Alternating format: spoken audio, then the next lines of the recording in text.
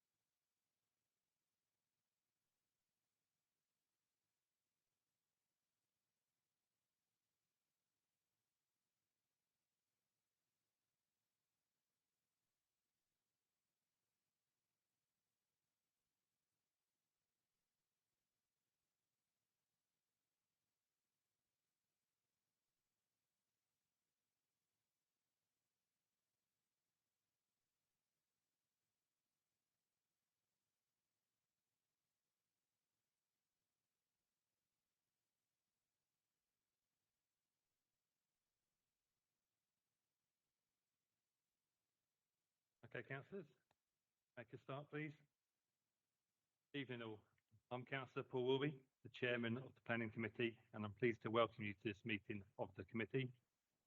May I take this opportunity to advise you that if there is a fire alarm, it does sound, please remain seated, and members of the Democratic Service Team assess the situation with further instruction on the evacuation of the building if necessary. Tonight's proceedings will be webcast by the council, but if anyone else is intending to record these proceedings, can you please let me know now? I ask this question not to stop you, but merely to ensure that members of the public in the room know that this is taking place. I'd also like to advise members that you should only address the meeting by way of the microphone, and members of the public that are speaking tonight, we have got a new timer to show you the 3 minutes. So obviously you have 3 minutes to speak. Then that's just try to help to guide you into that time period. If you can try to keep it to the 3 minutes, we'd appreciate it. Moving on to item 1, we have received apologies. I believe from Councillor Russell and Trubinsky. Yes. Are there any substitute members? Councillor Parfitt for Councillor Trubinsky. Councillor Burke for Councillor Russell. Councillor, can you turn your microphone off? Sorry. Okay, moving on to item 3. Are there any visiting members?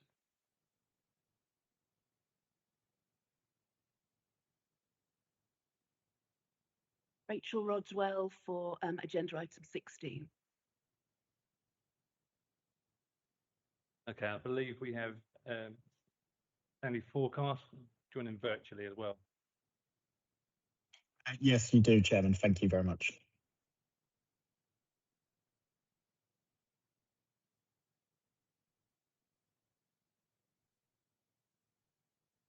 Okay. Item 4, there are no items recommended for withdrawal from the agenda tonight. Item 5, the adjourned meeting will be the 28th of May if required.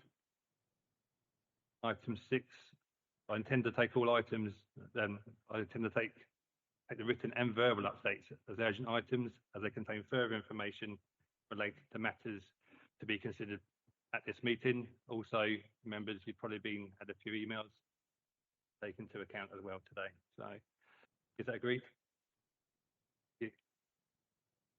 Moving on to item 7, are there any disclosures by members and officers? I'll start on the left. Thank you, Chairman. Just in relation to the matters in the Staplehurst ward, I am a member of Staplehurst Parish Council, but I'm not on the planning committee and I haven't been to any meetings or discussed this matter prior, so I will be talking and voting on that application. Thank you. Yeah, thank you, Councillor. Councillor Perry. Thank you, Chairman. Yes, my position is exactly the same as Councillor Reardon. I wish to vote. Thank you, councillor. Anyone else? No, moving on then, we'll move on to, oh, sorry, councillor Thompson. Thank you, Chair. I am ward member for the area regarding item 13, but I do not have any declarations to make on that matter. Moving on to lobbying then. Okay, again, start on the left and work my way around. Thank you, Chairman. I've been lobbied on items 16 and 19.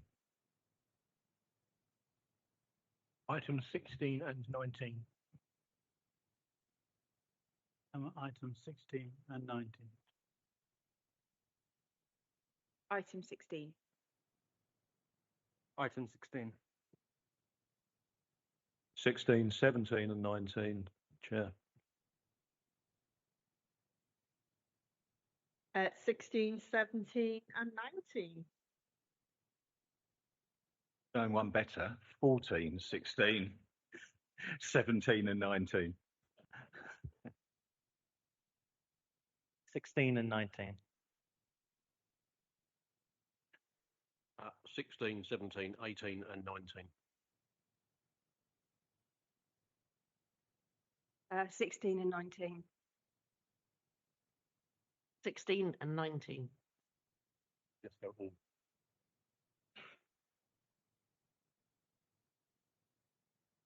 Okay. I move that the items on the agenda be taken as public as proposed. Is that agreed?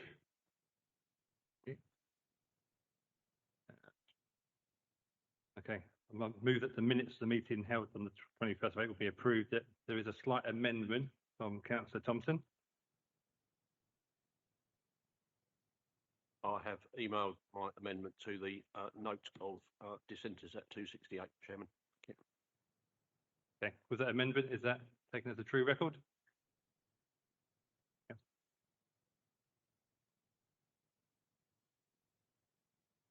Okay. Acknowledge that there is no petitions this evening. Okay.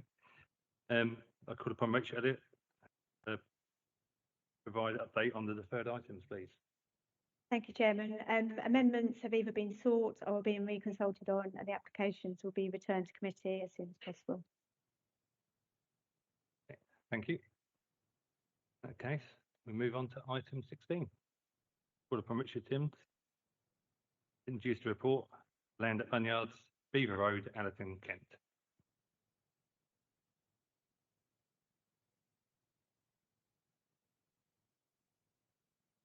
Thank you, Chair. Good evening, members. So this relates to an outline application for 435 houses, with only access being sought at this stage and all other matters reserved for future consideration.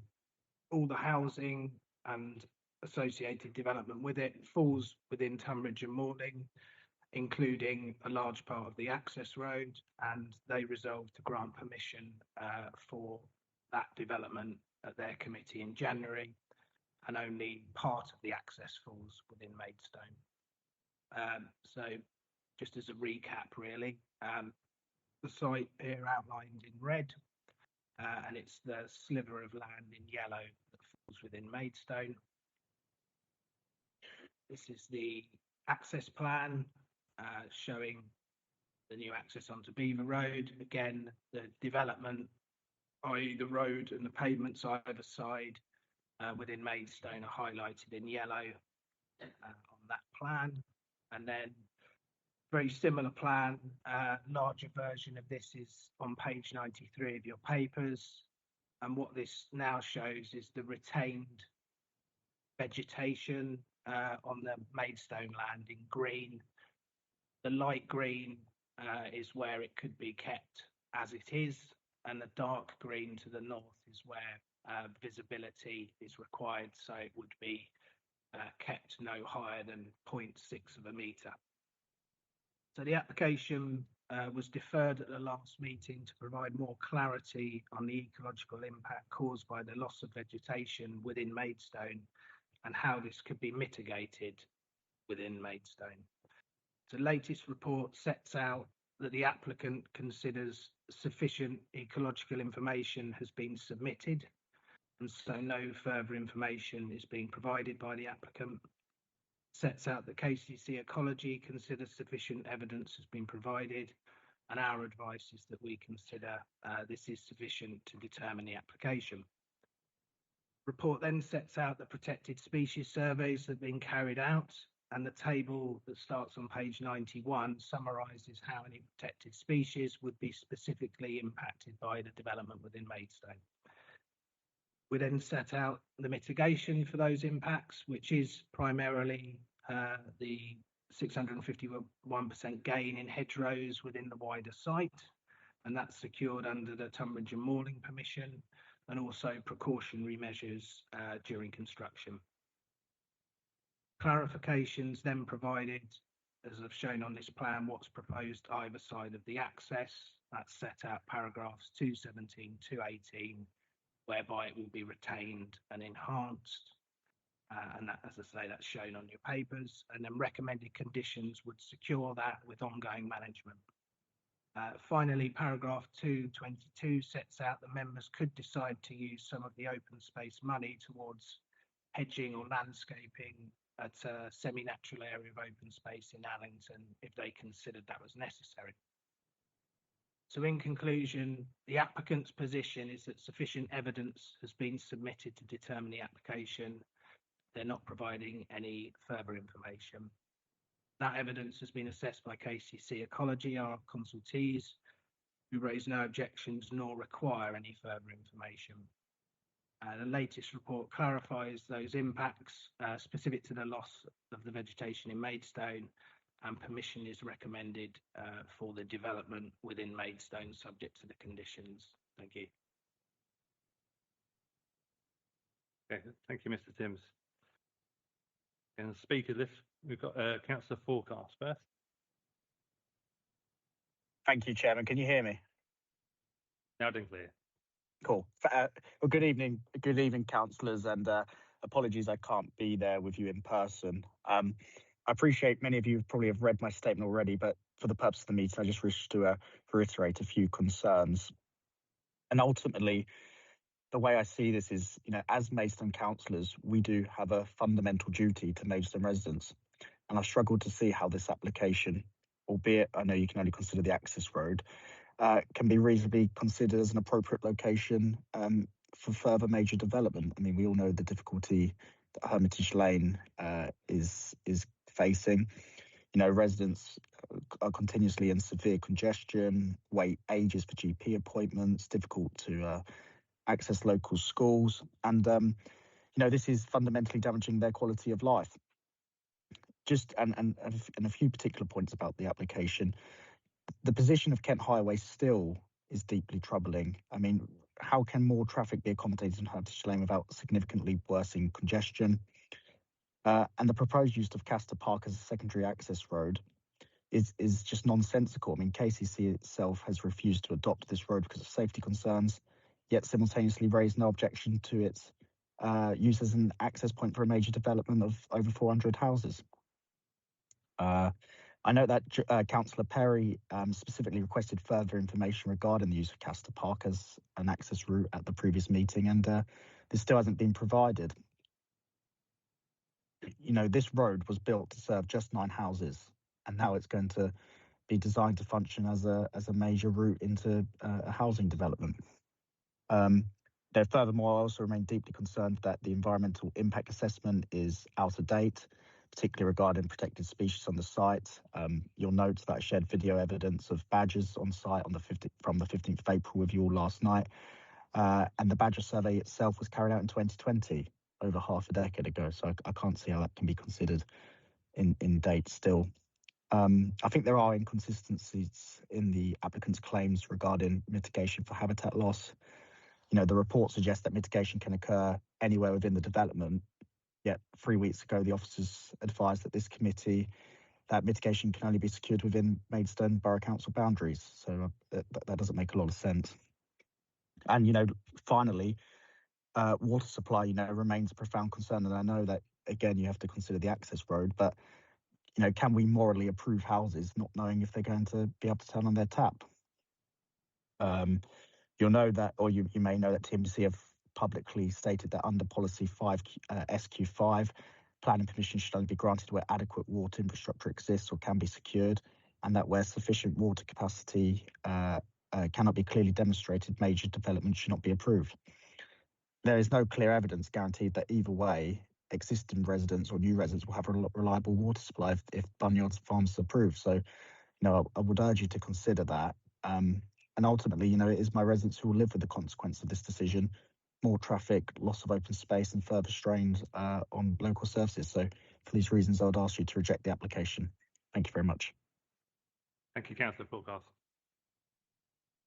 Moving on, we have Councillor Rodwell.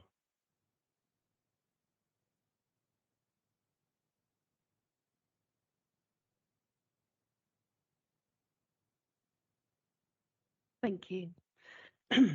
Having been refused our request for an up-to-date independent ecology survey, Maidstone Borough Council is now being asked to make an uninformed decision to destroy an established and thriving ecosystem, which now includes mapped evidence supplied by locals of glowworms. We are expected to make this decision to facilitate an out-of-borough housing development based on a vague and sweeping premise that what is to be destroyed within our borders is merely poor quality scrub. This mature native hedgerow and dense bramble is an important habitat for numerous invertebrates, birds, reptiles and mammals, and is the nearby badger's foraging route, as evidenced by numerous fresh scrapes in the near vicinity. But the out-of-date survey of 2020 suggested that the adjacent badger set is only seasonally used. But given the intensity of neighbouring development since then, there is no longer a wildlife corridor for badgers to travel from to make it a seasonal residence. One must accept that this continually active set will be hemmed in on all sides with just a 30-metre buffer zone from dense residential occupancy, which is totally inadequate given the distances that badgers travel. This supposed poor quality scrub full of native trees sustains an unbelievable range of wildlife, well known to local environmentalists, but seemingly dismissed by the developer by refusing the means to document what would be lost before any decision that we make is made to wipe it out. There is no viable mitigation that compensates for the loss of an already well-established species-rich habitat, including the established reptile clearance, as they word it, where survival rates for relocation are notoriously poor due to stress, dehydration and predation. We are in the middle of a biodiversity collapse, and in Kent we have lost 70% of our flying insects upon which the food chain depends. We can't afford to lose species that will never recover. We need to be protecting and restoring habitat now, not wiping it out and pretending that it can somehow be enhanced at a later date. This is simply greenwashing to obscure the reality of JCBs ripping it all out. The access road brings zero benefit to our local community, and its approval paves the way, excuse the pun, to the devastation of our local biodiversity, much of which is currently taking refuge in Bunyards from being displaced by the onslaught of development along the Hermitage Lane. I implore this committee to refuse this application, for its approval would facilitate misery for the long-suffering residents of Allington and catastrophe for our local wildlife, which has the intrinsic right to exist and thrive just like we do. Thank you, Councillor. Okay, we now have the new Allerton Action Group, Angela Paletti.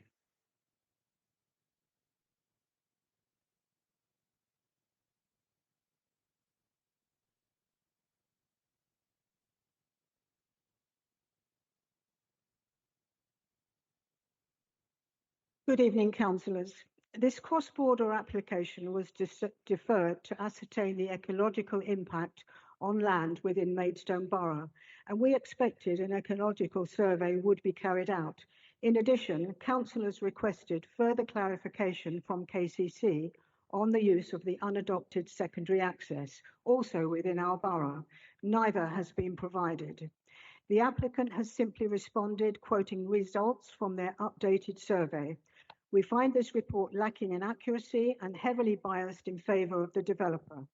They say that a single badger set sighted in 2020 is no longer in use. This is incorrect. There are now 2 active badger sets and no mention of any tawny owls either. My house backs onto the woodland where currently the set has 3 cubs. All of the protected species rely on foraging, including the small area defined to be within our borough. This developer is the very same one who is currently building 840 homes on the corner of Hermitage Lane. All of the wildlife from that site have migrated onto Bunyards, just a few metres away. We do not have any faith in their ecology survey and request again that an independent survey should be carried out by the borough's own ecologist. Bakerwell are not using chartered ecologists, and the impact on the loss of the established hedge is especially concerning. There is also significant local concern regarding the secondary access and technical data used by KCC to issue their no objection response. This access is within Maidstone and the borough boundary crosses this road. It is an unadopted private road with double yellow lines both sides, just a few metres from the busy junction at Beaver Road. It was originally built 10 years ago for only 9 houses and was the Bunyards farm entrance. Tonbridge and Morling have declared that it must only be an emergency access, but say they cannot enforce this. There are 2 primary schools within walking distance and no means of safely crossing this road. It's on a blind bend, an accident waiting to happen. Since this is within Maidstone, it's up to this committee to decide. If officers are unable to secure further clarification from KCC, then I ask you to please refuse this application on grounds of highway and pedestrian safety. Finally, I appeal to you not to abstain. Everything I have said refers to Maidstone Borough and is within your decision. This borough has recently adopted a rights of nature framework, ensuring ecological impacts are considered in all council decisions. Please make sure this happens, and let's not forget that Maidstone's head of planning had already objected to this urban development in 2022. Thank you all for listening. Okay, thank you. Kate Rao for the applicant.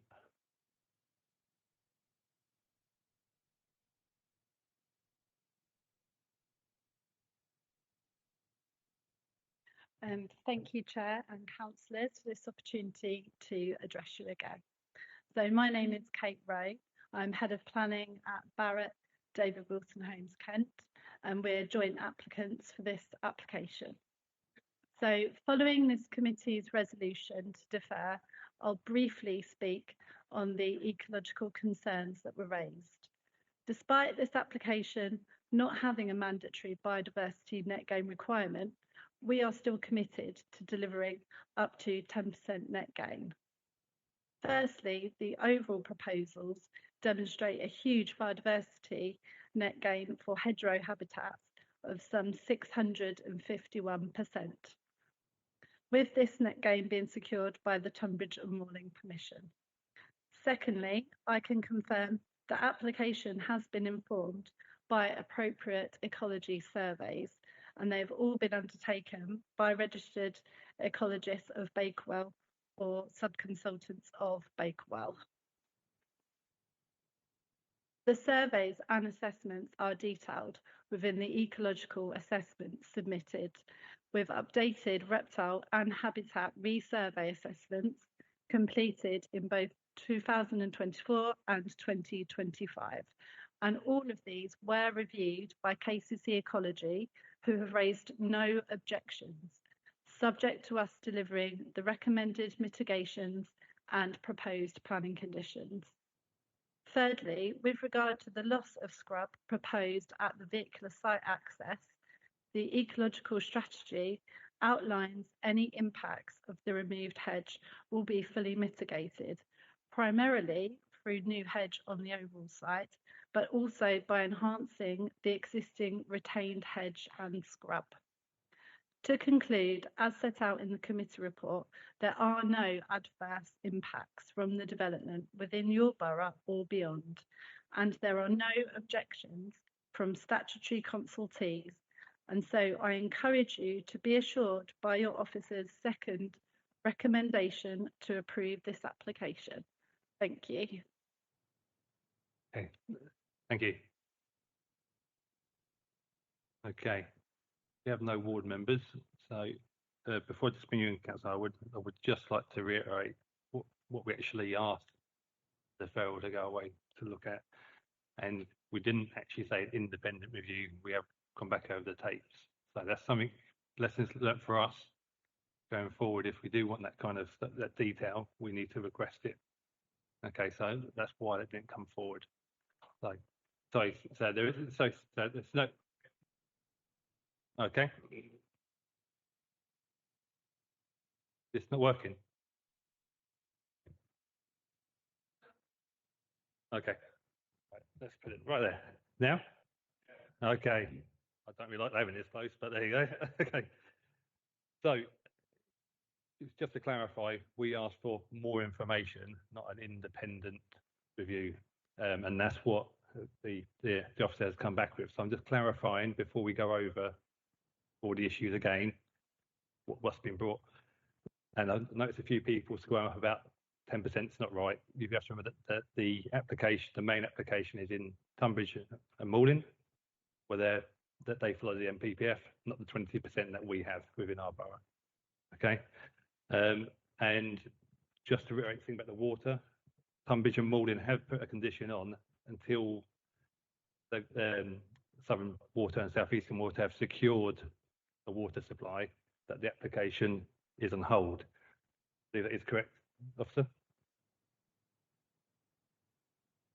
No, it's not on hold. I think the applicant's been asked to provide some information relating to it. Apologies. Yeah, provide some more information before it can go ahead. So I'll just clarifying a few issues. Councillor Harwood. Thank you, Chairman. I've spent most of today up to my shoulders in blackthorn scrub and in the middle of the brambles, and it is genuinely heartbreaking that so much wildlife is going to be lost on this site. However, it was a decision made by Tunbridge and Malling, and I think this is the issue we are facing. We have heard, impassioned speeches from the local councillors, but they were mostly about issues that don't come into this planning application for an access road, or they don't butter any parsnips with the planning inspectorate. In Cox Heath, we have developments in fields with badgers. In Staplehurst, we have developments in fields with badgers. In Bearsted, we've got developments with a wood full of badgers next to it. It doesn't stop development. Tawny House doesn't stop development. So what we've got to look at is what can we achieve for the land that's within Maidstone Borough to minimise harm. And that's what planning does in the kind of balancing act.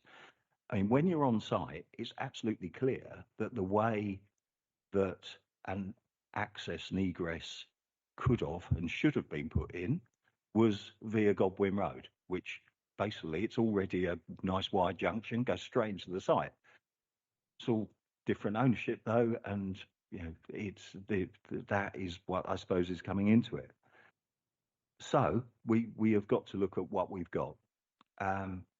Having walked on the site, and poor Mr. Timms, I think, knows more than he ever wanted to know about scarce blackthorn leaf miners and things like that. But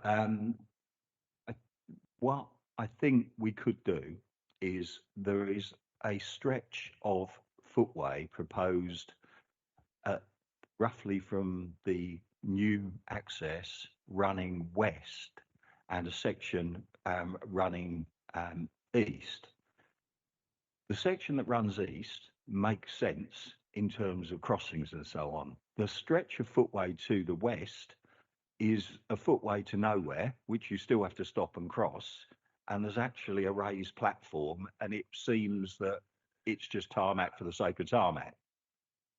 If you lost that westward stretch of footway, you then don't need the sightline issues, which are taking the hedge down from about 8 metres in places down to 0.6 metres. So from 8 metres down to less than a metre.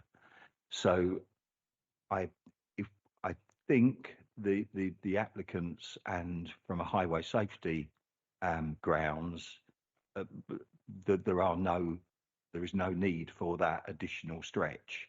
So I think that could limit some of the harm.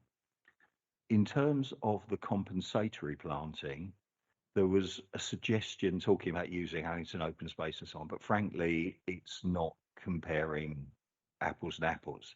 You know, you've got a clay cap landfill, which is very shady. You're never going to reproduce the habitat of a lovely, dry, sandy, sunny, open site like Bunyard's Farm. So I suggest that what we need to do is to really look and to find somewhere where we can actually deliver meaningful compensatory planting somewhere within the borough. So I think that section of the recommendation should be delegated. I also think that we heard from the applicant, well, they're talking about bringing up the diversity of that stretch of hedgerow and scrub ecotone that's in Maidstone Borough by planting dogwood in it and spindle and other things. And I think, you know, frankly, it would just get smothered. And actually, to my mind, that site is pretty perfect ecologically in terms of the gradation of vegetation. So I wouldn't mess about with it. What I would do is just try and protect as much of it and try and ensure that it was maintained and safeguarded going forward. And, you know, I say this with a heavy heart. You know, I'd much rather there was no development in any of that. But having spent literally 5 hours on that site, pacing it out with the planner and working out what could be done, this seems to be the way that we can minimise the loss of landscaping for the residents in Beaver Road, who will be looking out onto red brick boxes rather than a lovely big hedge. And it's the way that we can maintain some of the house sparrows and the greater white throats and everything that was in that hedge. So it you know, it's not politically very nice and neat, but in the circumstances we're in, we will not just lose an appeal, we will likely get costs awarded against us in light of what Tunbridge and Moorling's permission. So we need to be really, really careful.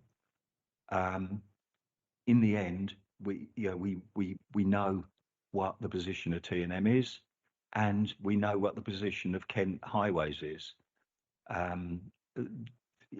We all know, we've all been there at appeals, we all know that we would never win the appeal. So we can either be popular for a couple of months, maybe at most, or we can make a decision which hopefully safeguards as much of the hedgerows we possibly can and the wildlife that goes with it and the amenity of the residents, because I think that's a really fundamental point.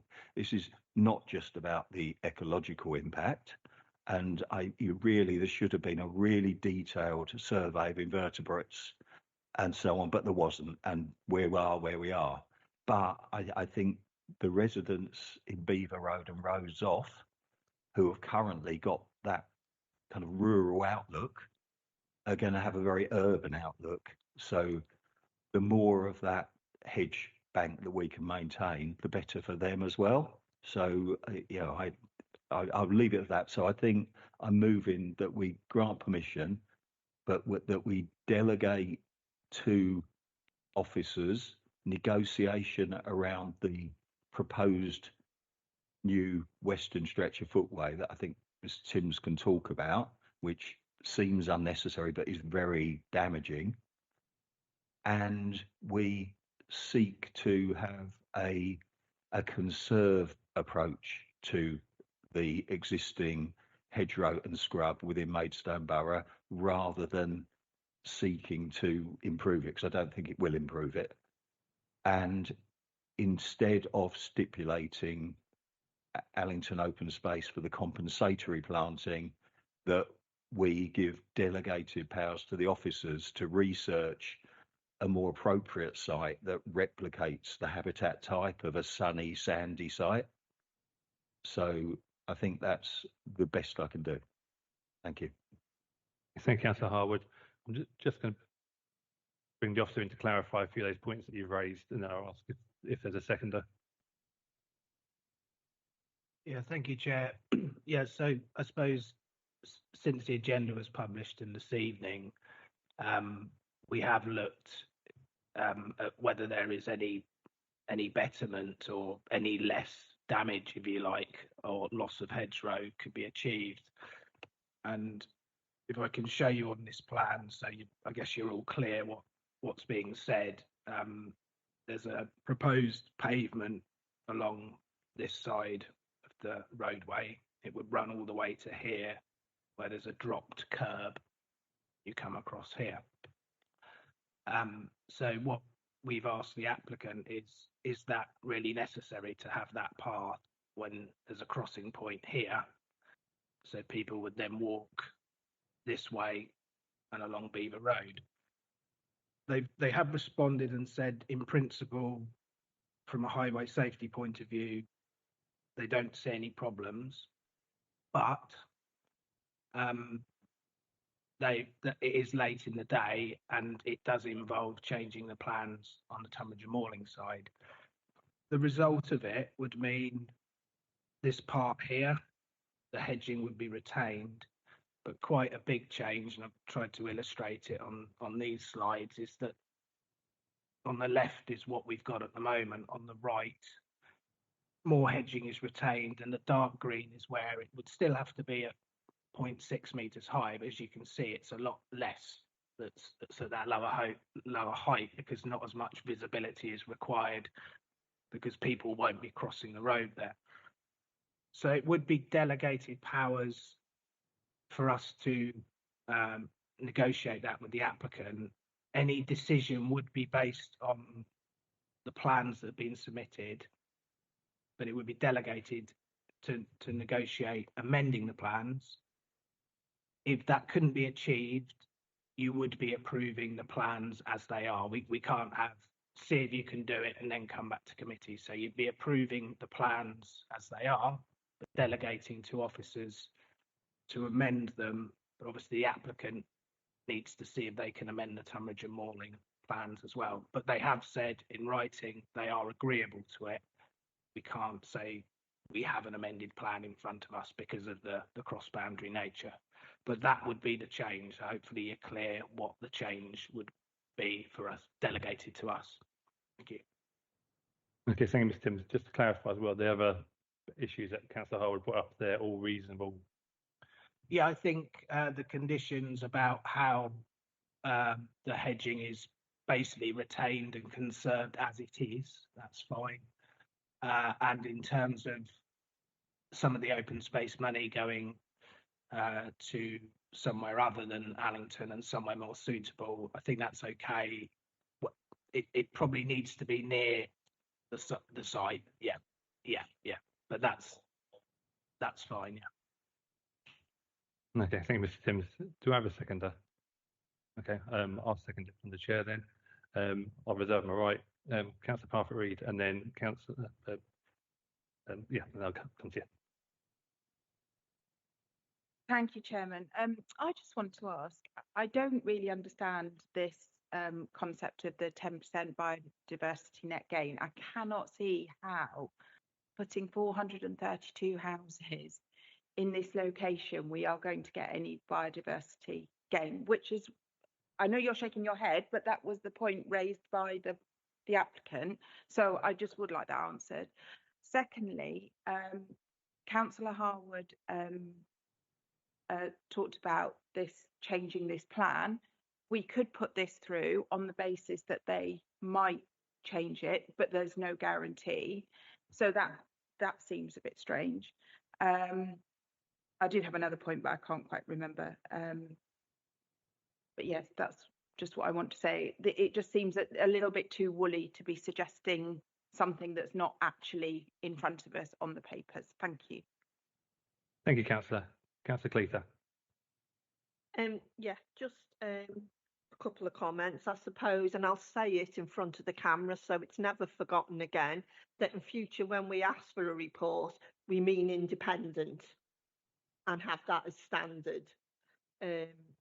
Because obviously the assumption a lot of us made that it would be another independent report, and it clearly wasn't.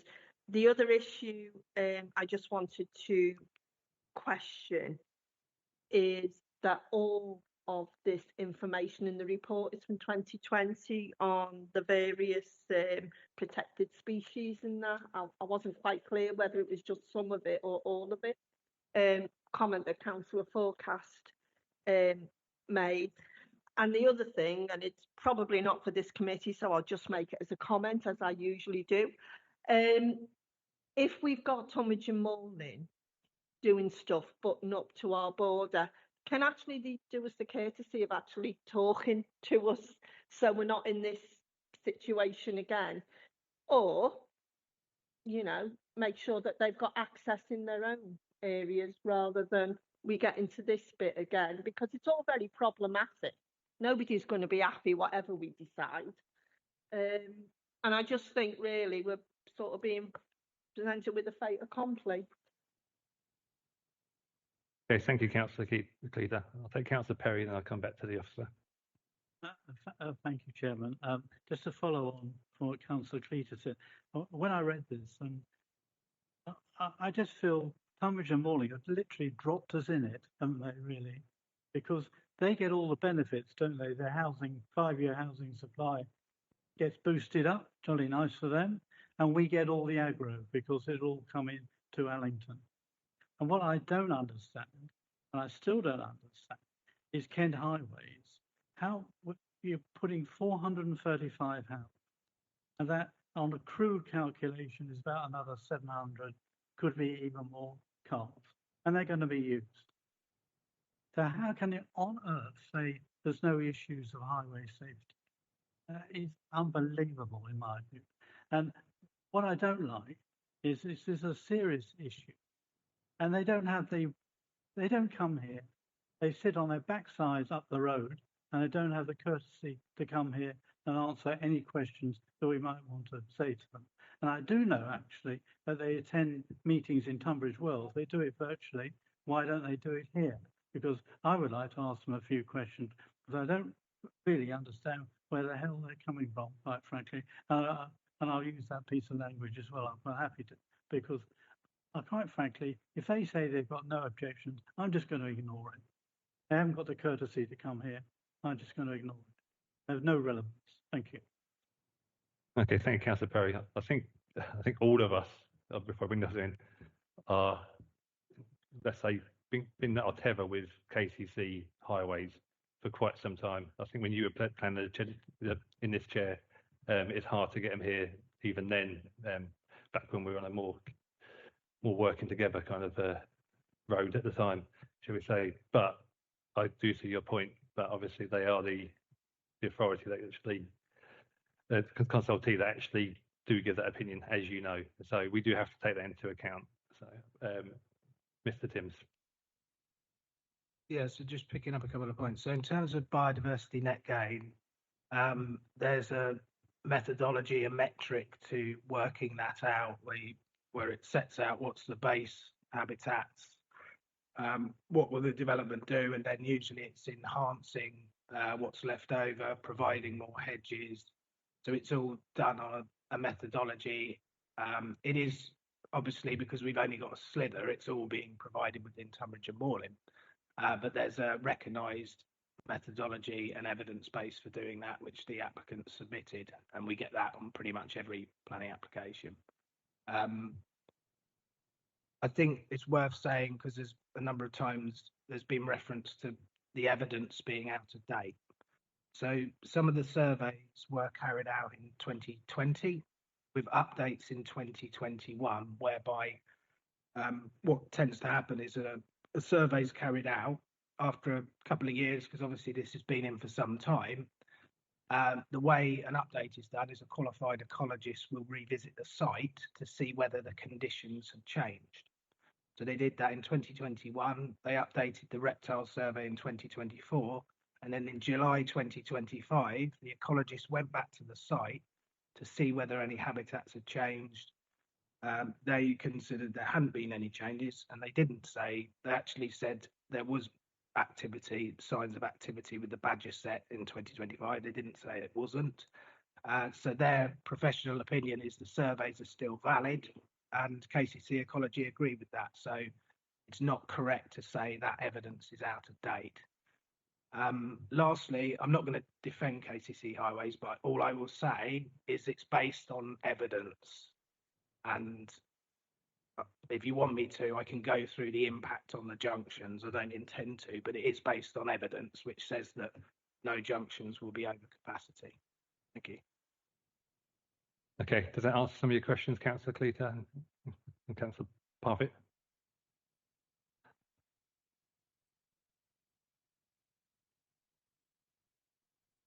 In the papers, I'm just quick, sorry, my eyes are really bad at the moment. It said that the badger set was found during the survey in 2020, but this was not on MBC land. I think the point the objectors were making is they're all located on Maidstone Borough Council land. And if they're re-going over the previous surveys, are they just looking at the, well, it's in the report. I'm only reading what's in the report. So that's the clarification I'd like. Yes, so the written representations that we've had, and I think what's been said tonight, is that badgers are probably using the strip in Maidstone for foraging, not that the set is in Maidstone. The set, which we can't, because it's supposed to be confidential, we're not supposed to say where it is, but it's not on the Maidstone land. But yeah, I suspect badgers do use the land for foraging, but the set itself is not within the Maidstone land. Okay. Does anyone else wish to speak? Do you want to close, Councillor Harwood? Yeah, I mean, there is clearly a badger trail that can be seen at the kind of the Hermitage Lane end of the MBC bit of land. And also there's reference to viviparous lizards and slow worms being in the site, but it doesn't talk about them in the MBC site. There were lots in the MBC site along the ecotone of the bramble and the hedge. So I think that is acknowledged, and I think that's why minimising the impact on the section in Maidstone is the best we can possibly do, ecological terms and in terms of resident amenity. But frankly, this kind of development wouldn't have taken place in Maidstone Borough. Look at Bridge Nursery on the other side of the A20. Look at the massive open space about half of the site. Really, I mean, essentially, this is quite an intensive development, and it doesn't actually require BNG because the application is older than the BNG requirement. I think what is being talked about is the BNG hedgerow metric, and a hedgerow on a brand new housing estate is not like a big blousy wild hedge surrounded by rough grass and whatever. It is much more manicured, and it's quite, I think I mentioned at the last meeting, it's quite depressing to see the adjacent development at Godwin Road, to see the herbicide sprayed on all of the green areas down the roadside. So I'll just come back to the point. I think it's damage limitation, and if we can minimise, and I absolutely agree with colleagues who are saying it's not absolutely certain, but it's the best we can do is to try and negotiate that. And we have got in writing that what does seem to be a pointless stretch of footway, which requires the hedge being taken down to virtually nothing, can be planned out. It will require a modification, but we've been given kind of an undertaking, and I think it's the best we can do for the locals and for the wildlife. Okay, thank you, Councillor Harwood. Okay, I'm going to move to the vote then. No other speakers. I want to reiterate that we are approving the plans that are on the papers, obviously with delegated powers, as Councillor Harwood has set out, and the officer, to try and get a betterment and to obviously look at leaving the hedges alone as much as possible.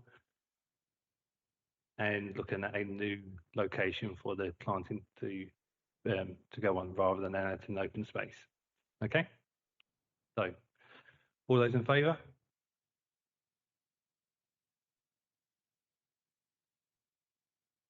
Okay, that's 5-4. Those against?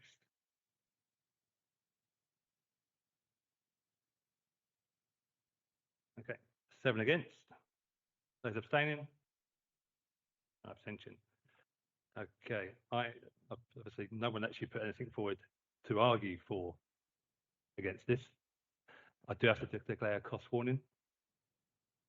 Okay, so for the people who voted against it, can you please come up with some really sound reasons in line with the NPPF and our local plan to give to the officer to go back and try and get some betterment that will actually. No, they have to. So it's 5-4, 7 against, and 1 abstain. So it's failed. However, I have to give a cost warning. So people, so we'll get. So for those members of the public that don't understand a cost warning, the cost warning means it will probably cost us more than 50,000 in damages if this was to go to appeal. So we give a cost warning. The people that have the members who have refused this item need to give valid reasons to the officers, but then to go away, and it will go away for a cycle, and it will come back to the next planning committee. Okay. Well, depending on what they come back with. Yeah. But you need to actually give us some sound reasons in line with the NPPF and our local plan. So I will give it over to the other councillors.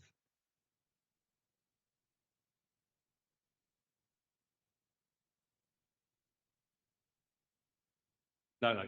So to be clear, just like Councillor Harwood put his argument forward for approval, you have to put some argument. You can't just no. It's not. We all don't like it. So, but our committee is not about what we like. It's about the. No. Councillor Thompson. No, 2 seconds. I'm addressing the council. I'm addressing the councillor. Okay. So we're a regulatory committee. So we have, okay. So at no point, Councillor Parfitt, did you bring up any NPPF? Point of order, Mr. Chairman. Yeah, unfortunately, you went at the previous meeting. Point of order, Mr. Chairman. Councillor Thompson, can you just let me and Councillor finish, and then I will come to you. The councillor who's speaking isn't on the record because the microphone isn't on. Oh, good. Thank you, Councillor.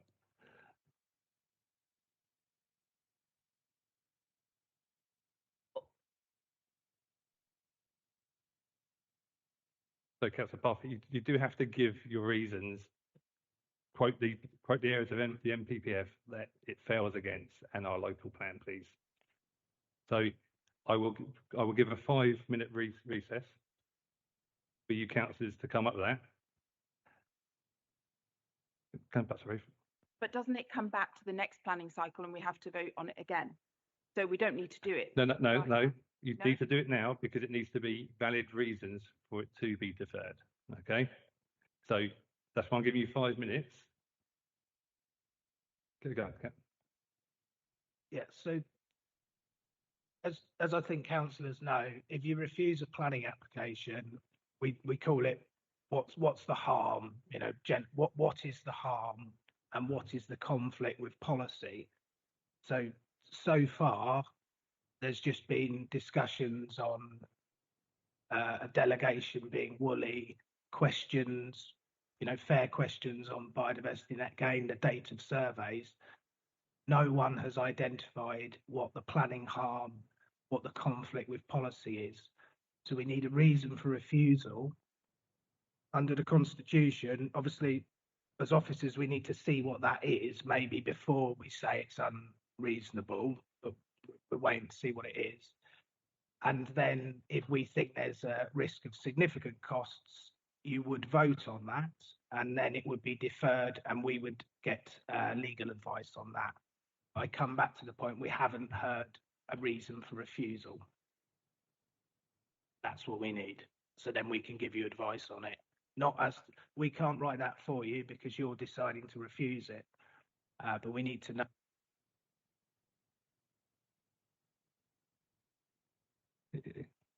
Is that clear, members? We're going to adjourn while we have a little conflab, yeah? So yes, we will adjourn for 5 minutes. Obviously, you have a explainer on your side, so maybe turn to him to maybe guide you. Okay, we will what's time?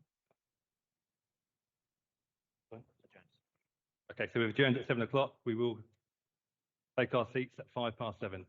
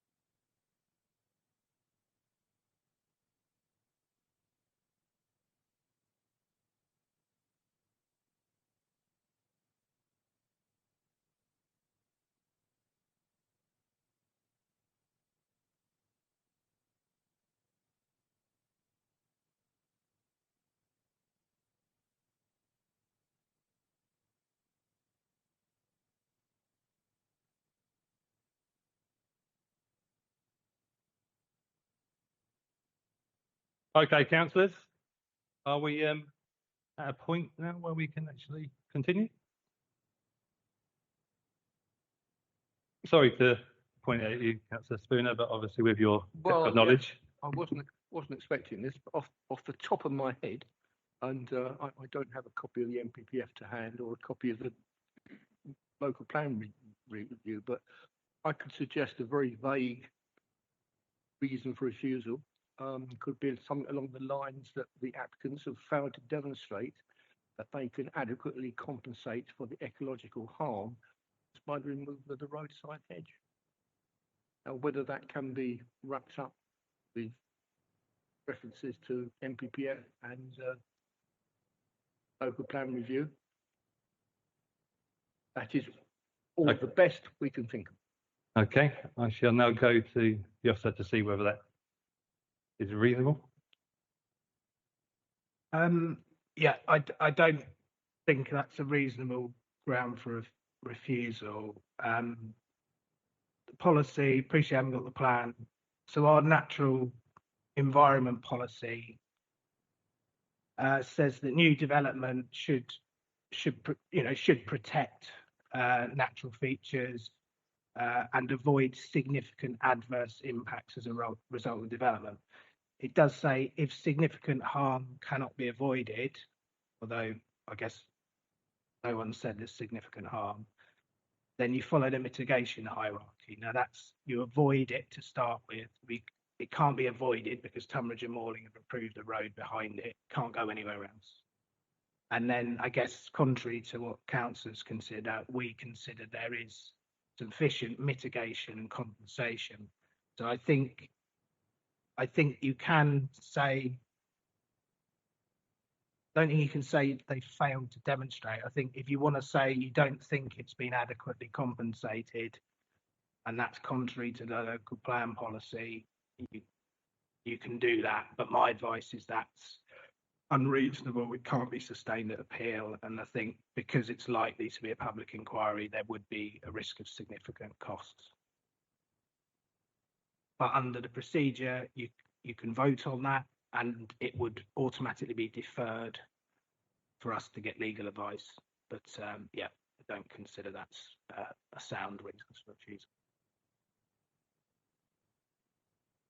Okay. Councillor Thompson. I'd like to move an amendment, please, Mr. Chairman. Okay. Yep.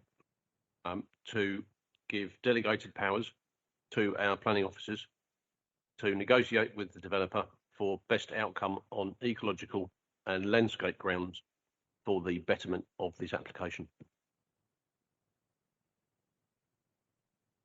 Okay.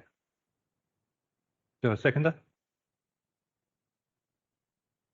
There was some concern, I think, from colleagues opposite that there was a vagueness and no guarantees in the footway change.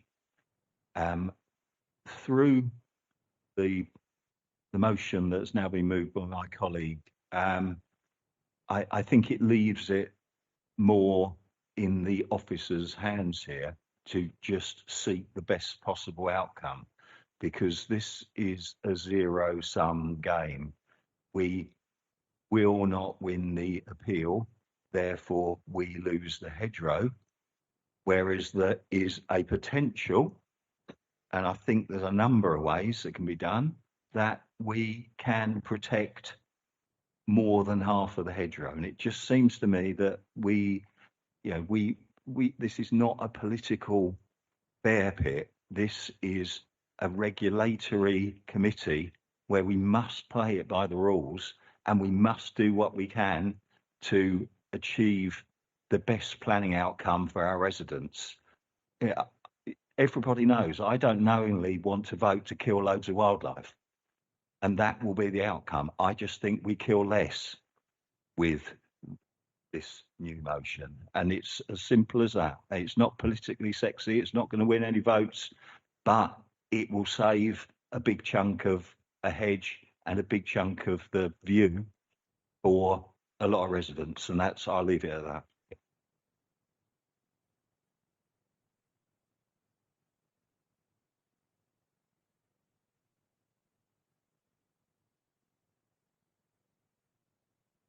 Councillor Parfitt.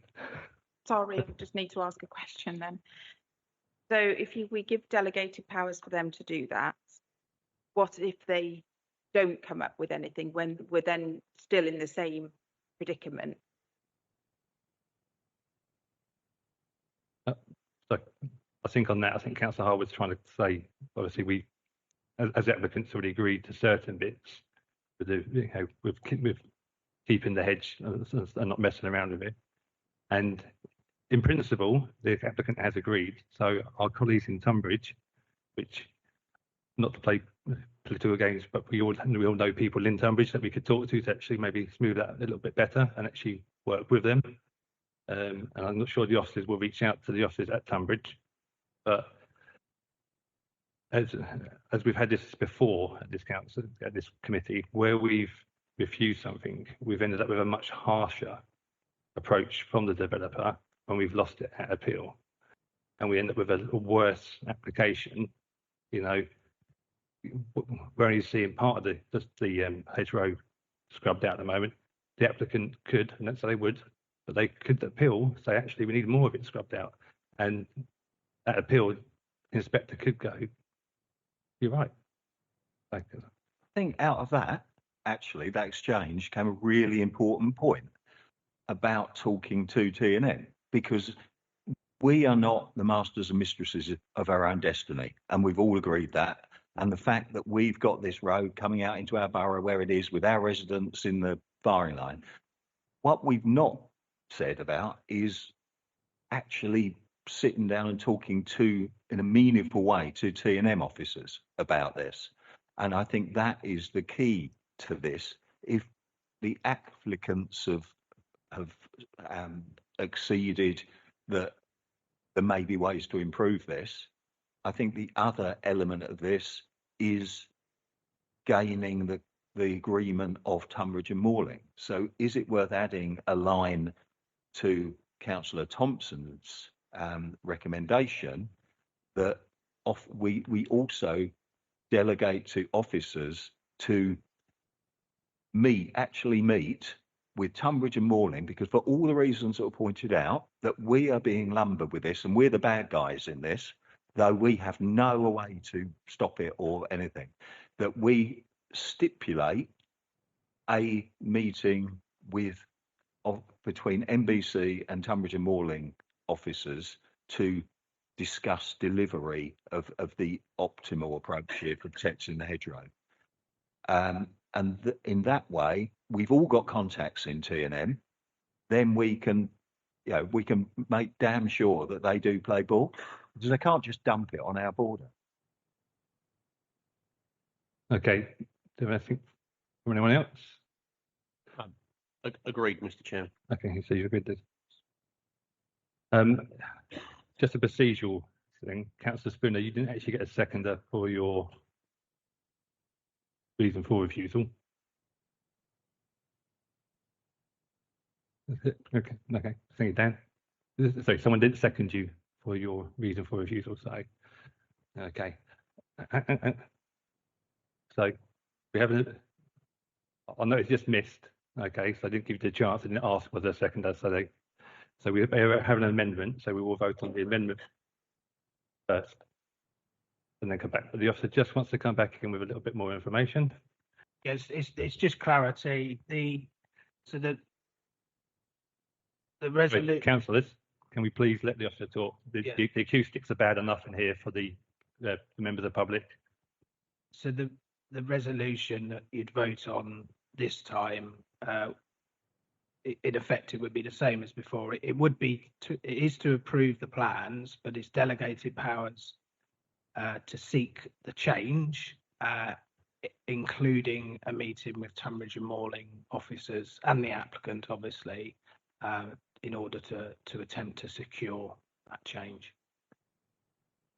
If it I do have to say, if it is not possible for whatever reason, and we will push the applicant, what's on the papers would be approved. Okay, so we have a slight amendment, but we do have to vote on that amendment first. So on the amendment, sorry, Councillor Nygaard, I did forgot you did want to come in. Last time I did ignore you. Do you want to come in quickly? Sorry, if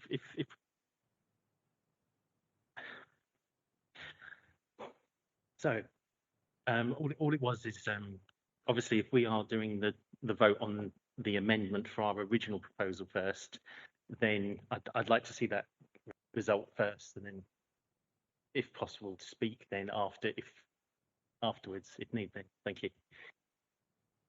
No problems, Councillor. Okay.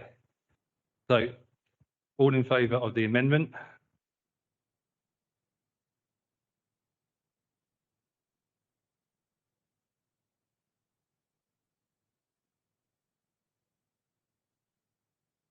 That's 11-4. Okay. Those against? Abstaining? Is that against or abstaining, Councillor, please? Against. So 2 against. Okay, so the amendment is passed.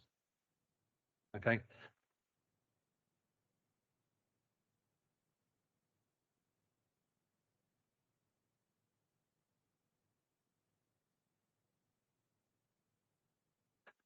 So that now becomes the substantive motion, because it is amendment against the original one done by yourself, Councillor Spooner.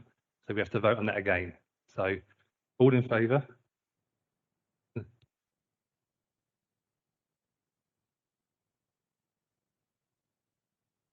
Right, we've been here long enough for this, so should be able to understand this. Right, we have an amendment. We have, voted on. That amendment passed. That becomes the substantial motion. Okay, so we now need to re-vote on that. So it's Tony's motion. Okay? Okay? No, I'm just making sure everyone's clear. Yeah, Steve's motion. Okay, so all in favour? 11-4. Those against? Those abstaining? 2 abstention. That is passed with the delegated powers. Thank you, councillors. Okay, I will give members of the public time to vacate if they don't want to stay around for the rest of the applications. No.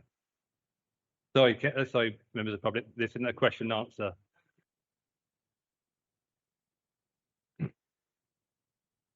Okay, I think that's, sorry, yeah, that has been addressed by a few of the members of the public.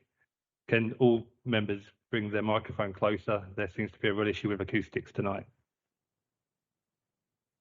Okay, moving on then.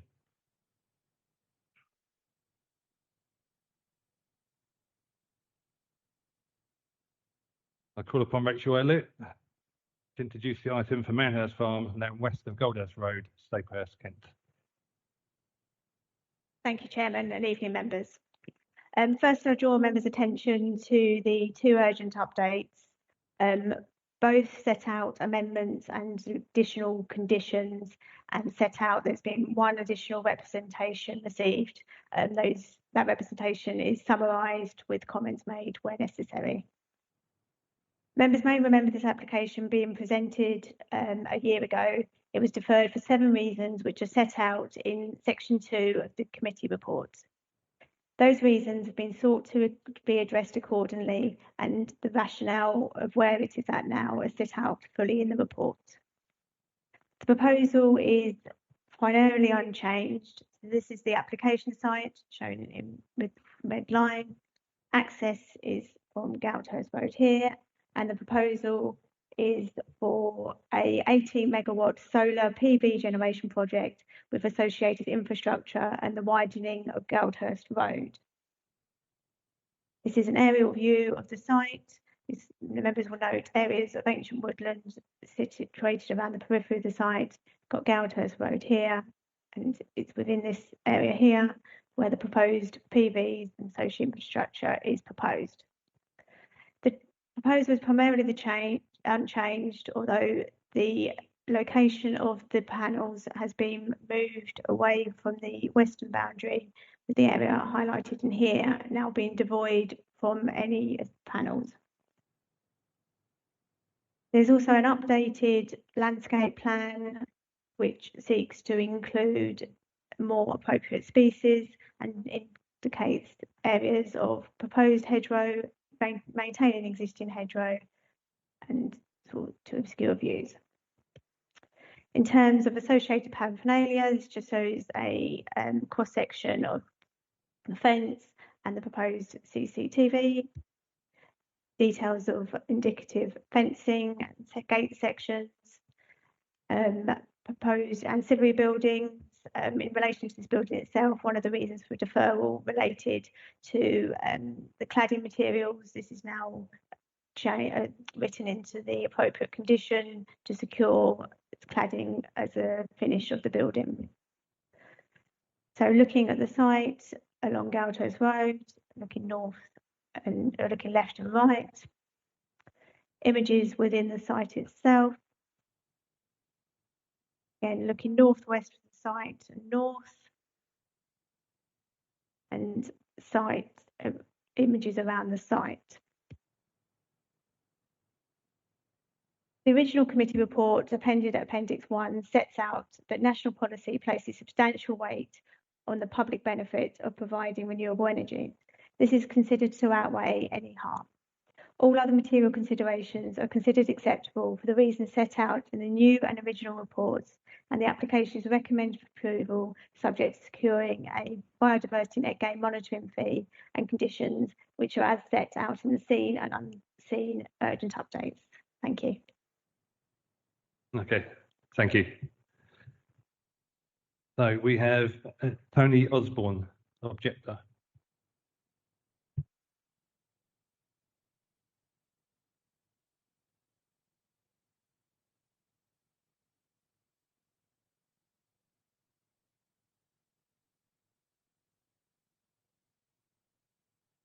Sorry, Tony, can you turn the microphone on in the middle? Unfortunately, we have to because the people watching at home, all two of them. Start again. Dear councillors, my name is Toby Osborne, and I speak on behalf of many within the local community that oppose this development. We do so not ideologically, but in the cold, hard light of planning policy. We wish to leave you with two key messages today.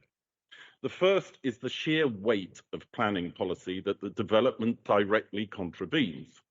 The council's own planning report confirms that the development site falls within the area defined as the setting of the High Weald National Landscape, which comes complete with its own specific protections. Moreover, the report concedes that the development will, quote, result in significant harm to the character and appearance of the countryside. As such, it contravenes a host of policies. They are 1. Local Plan Spatial Objective 3, 2. Local Plan Policy LPR SS1, 3. Local Plan Policy LPRS P9, paragraph 2, 4. Local Plan Policy LPRS P9, paragraph 5. 5. Local Plan Policy LPRS P9, paragraph 10. 6. Local Plan Policy LPRINF 3. 7. Neighbourhood Plan Policy PW2. 8. Neighbourhood Plan Policy PW3. It's quite a list. The second key message I would leave you with is this. The Planning Committee report upon which you rely is flawed. There are several serious errors, too many to list here, but it is worth pointing out, for example, that the basis for the recommendation to approve is an apparently quoted provision in the current NPPF that on further investigation simply no longer exists. This is clearly misleading. In fact, the errors are so misleading, so numerous, that the residents group commissioned a legal opinion to assess the report. This was done by a leading barrister from King's Chambers, specialising in planning law. Their very clear conclusion is that the report is flawed and lays itself open to challenge at judicial review. Full legal opinion has been sent to members. There are many more issues we could discuss further, but I think my time is probably nearly up. We would therefore conclude that the nature of the task this evening is to decide whether, in your opinion, there is sufficient material consideration to depart from the guidelines of clear planning policy and approve? Certainly, we believe there is not. We must leave this in your judgment, but would urge you to consider the sheer volume of policy that you will all have to override in this particular instance. Thank you very much for your time. Okay, thank you. Do we have Margaret Arger for Staplehurst Parish Council, please?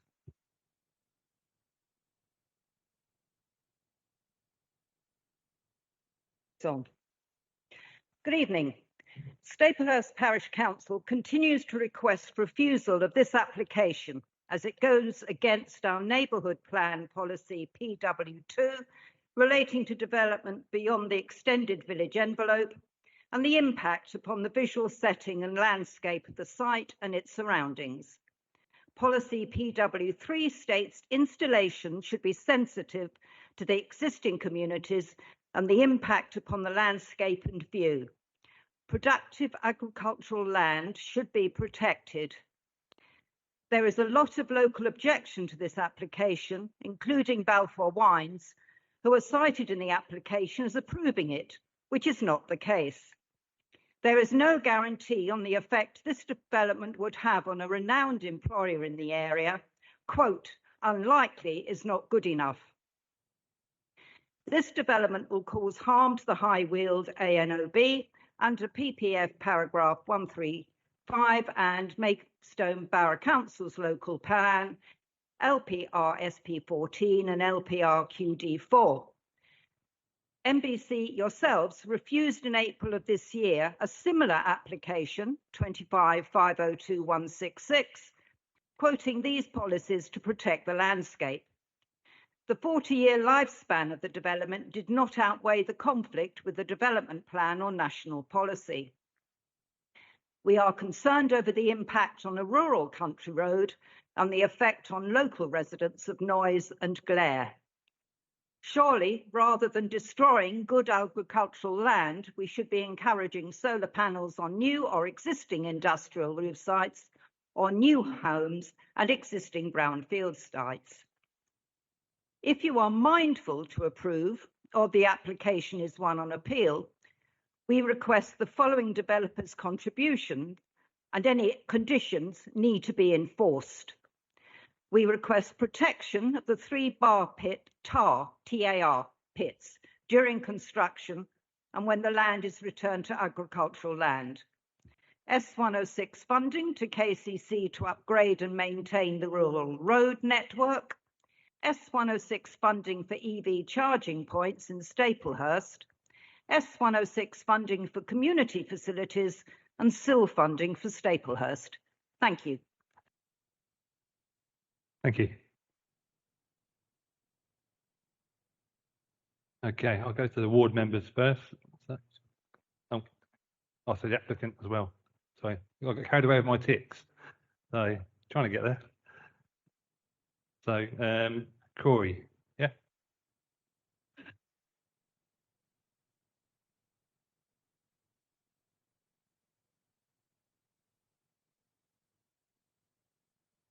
Thank you, Chair, and good evening, members. My name is Corey Isolde, and I'm a Development Manager at Renewable Connections. I welcome the opportunity to speak to you here today. The committee papers before you represent years of environmental studies, assessments, and design work to ensure the delivery of a well-designed solar farm appropriate for its surroundings. We are grateful to receive a positive recommendation from your officers, and I would like to take the opportunity to elaborate on a couple of important points. Since the last committee, we have worked with Mr. Elias and Mr. Balfour Lynn to amend the design of the scheme to mitigate any potential impact of frost on their grape crop. We have pulled the boundary of the solar farm to a minimum of 25 metres from the shared boundary with the vineyard and at least 50 metres from any vines to ensure that airflow is not impacted. We have also revised the planting scheme to ensure that all species on site are of a diverse native mix. We will ensure the new hedgerows are a sufficient distance to ensure that there are no adverse impacts to airflow between the fields. We have designed the landscaping to minimise any visual impact within the eastern field of the vineyard. We now have agreement in writing that the proposal is acceptable subject to the conditions on planting within the report before you. We have made other changes to the project before you today, based on feedback received during the project consultation event and the last committee. This includes changing the access route to the site and accepting updated conditions relating to ponds within the scheme and the cladding. We have welcomed this feedback, listened and adapted our plans accordingly. We are fortunate to have a supportive landowner whose family have farmed the land for over 50 years. The Agricultural Land Classification Survey confirms the site comprises Grade 3B agricultural land, which is not classed as the best and most versatile land. The land will remain in agricultural use with a grazing licence existing on the site for sheep to graze in the panelled areas.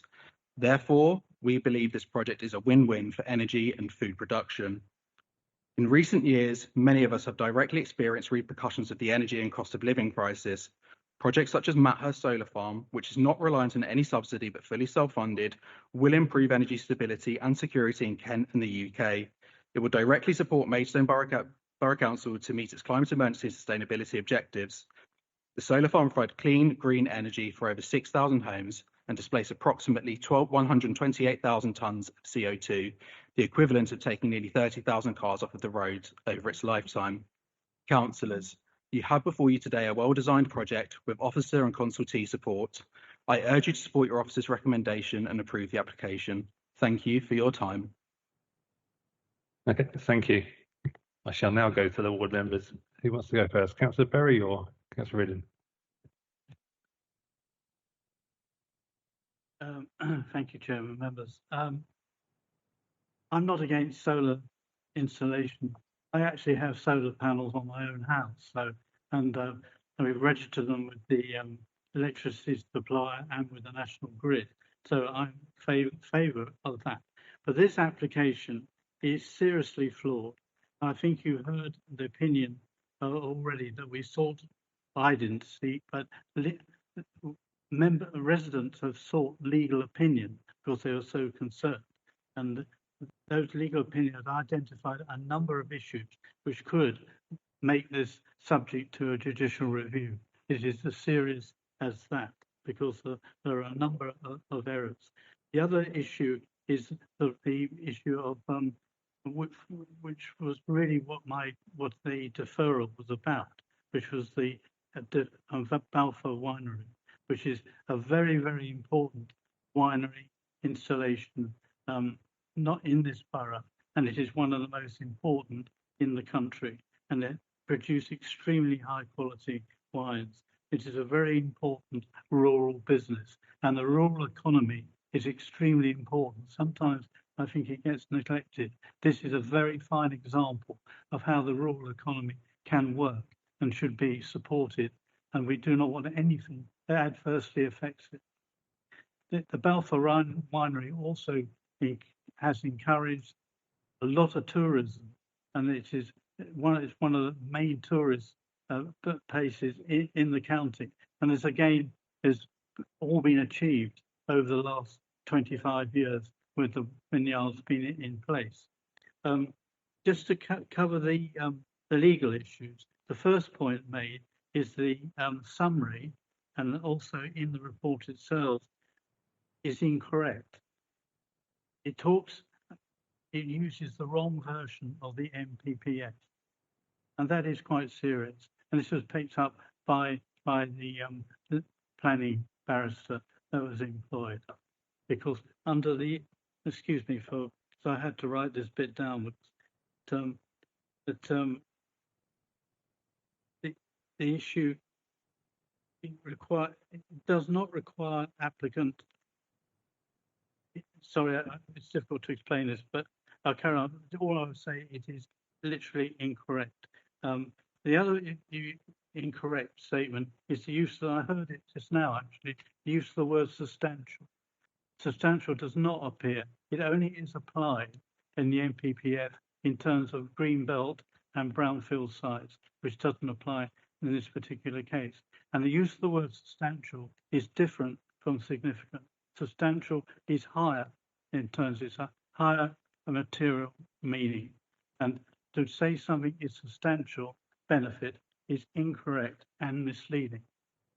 Now, the other point that was made is that the landscape in the Maidstone is the the management plan is a High Weald National Landscape Partnership Plan position statement has been totally ignored, and that is particularly important because that is something that has a material effect.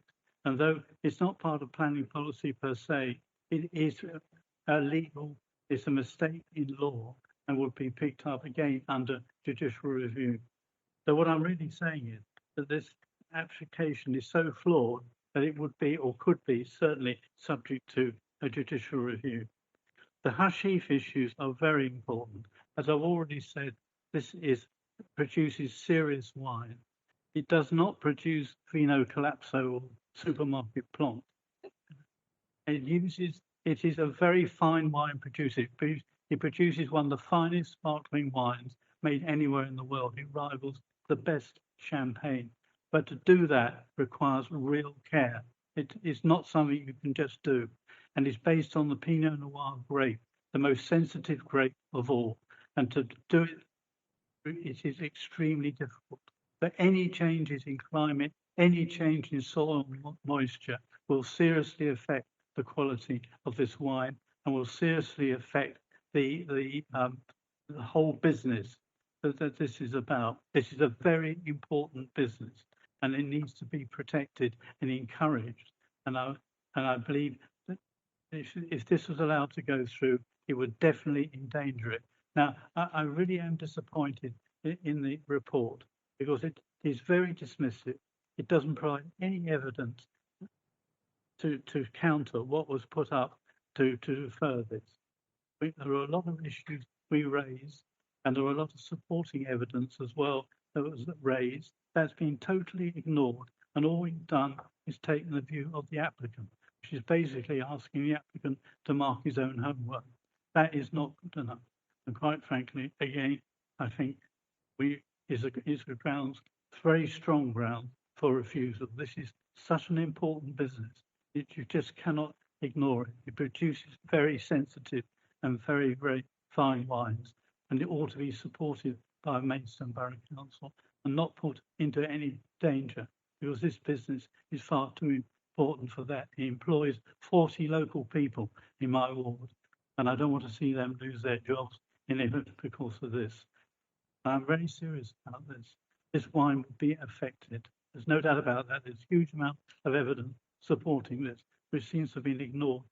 I'm sorry, officer, I don't like to say this, but your report has ignored this. You haven't answered the question that was deferred. This item was deferred on. So again, I think it's seriously at fault. And I also would argue, and I believe it crosses several policies, contravenes several policies, including RPS 9, the spatial objective 3, and also RPSQ, I think it's CD, which is a business encouraging an existing business in rural areas, which is extremely important. It contravenes all of this, and I think, and there are other issues as well, including PW2 and PW3, the Staplehurst Neighbourhood Plan. This is such a serious issue that I'm going to move to refuse this. Thank you. Okay. On the grounds that I've said. Thank you, Councillor Perry. I'll ask, do you have a seconder? Okay. Okay, which one's going to take it? Yourself, Councillor? Okay. All right, but you are the ward member, so okay. Yeah. Thank you, Chairman. I'll be brief as I can. I consider in the NPPF, the High Weald National Landscape states applications in the High Weald National Landscape should be refused unless there are exceptional circumstances. I do believe this harms the natural beauty of the landscape. And in our local plan review, landscape policies require all development proposals to conserve and enhance the natural beauty and distinctive character of the landscape. This is obviously a significant application that's caused a lot of concern in the local community in and around Staplehurst, and as Councillor Perry mentioned, it is a very close and adjacent to a large employer in the area.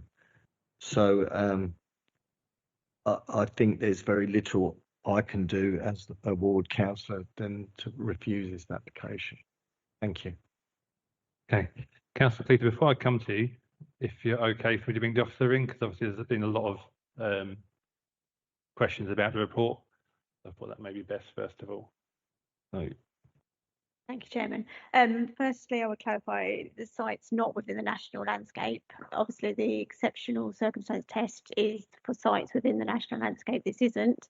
Yes, it's set out in the report as a sort of precautionary approach. Given that setting isn't actually defined, it has assessed whether it would harm that setting, and it's concluded that it wouldn't. And that's also the opinion of the High Weald National Landscape Unit as well. In terms of impact on the neighbouring business, draw members' attention to the urgent update and what's set out in the report. There are no policies which seek to this nature of development to assess the impact on neighbouring businesses and what impact that would have. I think policy PW3 of the Staplehurst Neighbourhood Plan was referred to, which relates to renewable energy. The criteria relate to the sensitive location and the impact on existing communities, but not the businesses explicitly. Obviously, the point's been raised about the agricultural land, and it's been set out that it's grade 3B. And in terms of the neighbourhood plan,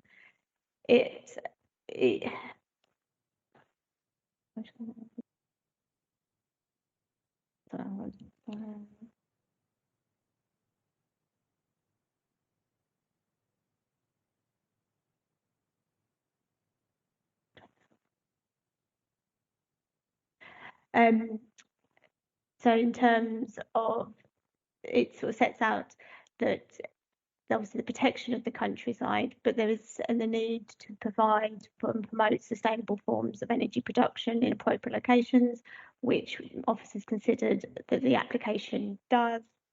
In terms of the errors in the reports, obviously it wasn't sort of highlighted explicitly what those points are in terms of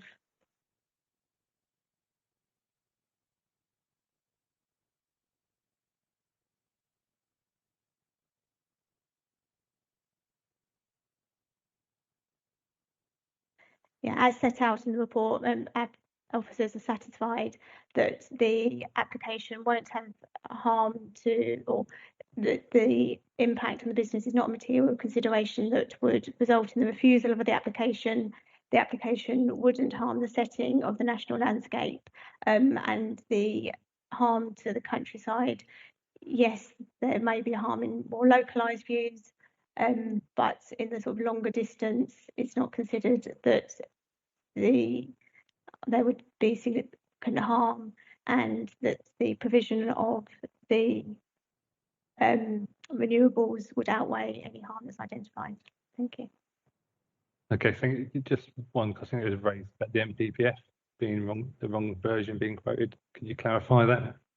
So I don't, if I'm interpreting it correctly, I don't think it's necessarily the wrong version. So paragraph 168 of the MPPF refers to, so it is, and gives significant weight to the benefits associated with renewables and low carbon energy generation. Obviously, I think it's set out in the report. It does use the word substantial, but obviously can obviously give the weight a portion that's in the benefit of the person making the decision. But so I don't agree that it's the wrong version. I think it's just the use of the word difference between significant and substantial. Thanks for that clarification. Councillor Kelly, just before I bring you in, members of the public, there isn't an engagement part of this meeting. Members, our constitution is quite clearly laid out. There is no engagement after the 3 minutes. Apologies, but they are the rules. Okay, Councillor Cleater. I actually think there is a difference between significant and substantial. If people have already gone to a barrister and got a legal opinion, we can agree or disagree on things. I noticed in the when we were lobbied, there's a letter from people representing one of the opposition, which obviously is the Balfour Winery, saying actually that was factually incorrect. They haven't given approval. I think we've just had discussion around financial penalties.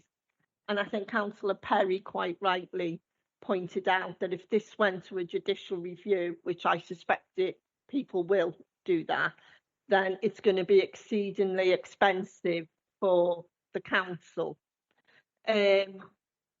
I understand totally, and I feel sorry for Rachel because it wasn't her report. She's picked this up and is running with it. So, you know, I think we've all been in that basis with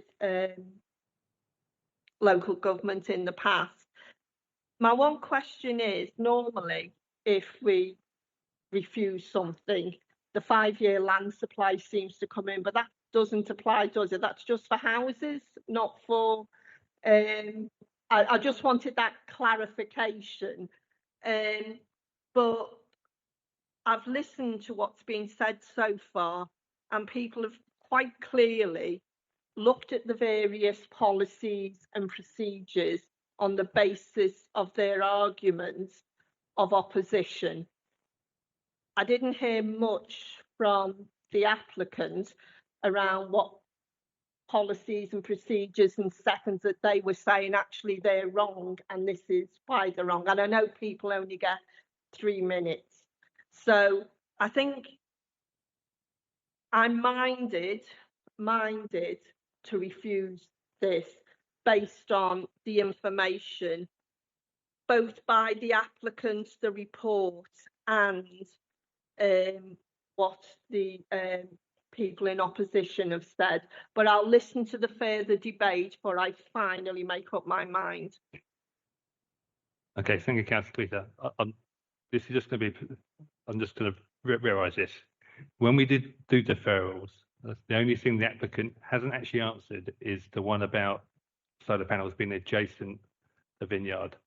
Reason for that is there isn't any cases to look at. There are cases of solar panels in vineyards, with vineyards and solar panels together, but none with it adjacent.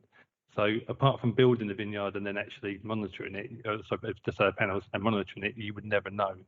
So there's nothing to reference on that basis. That's why they probably haven't come with any actual evidence on that. But let's be clear, when we do deferrals, okay, and we get the information we want, okay, we can't keep having double bites at cherries, okay? So I'll leave it there. I'll go to Councillor Harwood. Yeah, just to bring the debate back to planet Earth, we deferred this for 2 reasons. One was because we needed a dormouse survey for the lowered hedge either side of the access, and the survey has come back that there are no dormouse there. The other reason for deferral was so that the science and can be looked at to see whether there are any implications from inserting a this sort of development close to viticulture. You know, all that can be found is that there are combined solar farms and vineyards, but there is no science or data out there, certainly not any that will stand up in a planning inquiry, that proves there's any impact. As colleagues are aware, I was very keen this went ahead before because we're in an energy crisis. We have no energy security. We have lost 20% of our yield from arable in the last 10 years because of climate change impacts, and it's accelerating. We really need to up the amount of clean energy that we're getting. But what I would say for John was that actually coming out of the deferral, we have got 100% better scheme than we had last time. We've had the panels have been moved away from where the vineyard is, but that has created what I think is, in landscape terms, a far more kind of sinuous move through the site. So it's a much more linear site now, and less of a kind of a very kind of broad panel layout, which I think was potentially jarring in long-term views. The other reason why I thank John for moving the deferral is that the landscaping changes are now very significant. And I think the word significant is important. There's been a lot of talk around this. The local plan review inspector, he inserted wording into the local plan review document that impacts upon the landscape. There needs to be significant harm, which is very difficult to prove, whereas it used to be harm. I think it is very difficult to evidence significant harm. However, I think with the additional landscaping that's going in, I think there is a clear betterment in terms of mitigating any impact on landscape. In terms of biodiversity, the science is absolutely clear. Solar farms are good for biodiversity, and that's for a number of reasons. It's because the soil gets a holiday. It's not being ploughed, it's not being trampled and compacted.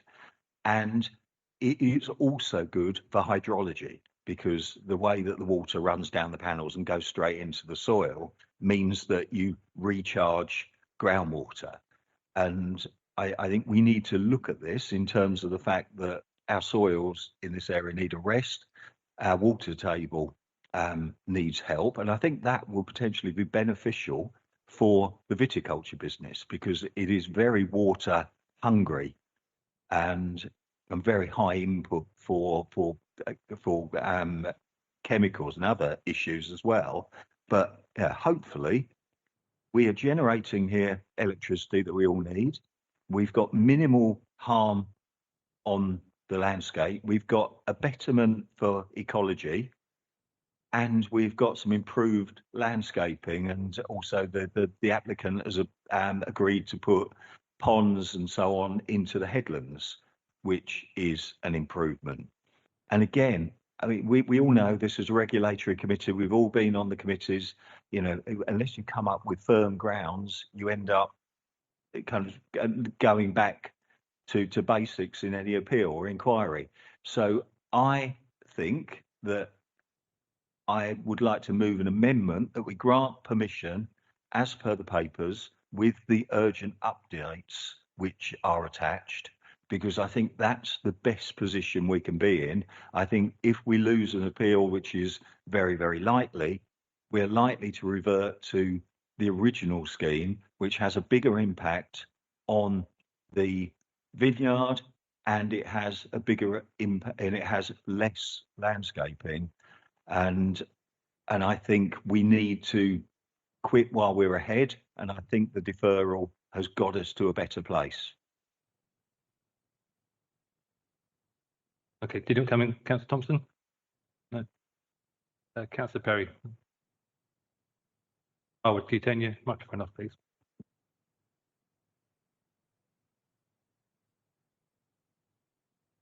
Perry, you indicated you wanted to talk. Just a few points. Looking at the business, looking at the policy in the local plan. Sorry, Councillor Perry, could you just bring the microphone? The officer's actually struggling. Sorry, yeah, I've got so much stuff on the desk. Is that better? Yeah, it is, isn't it?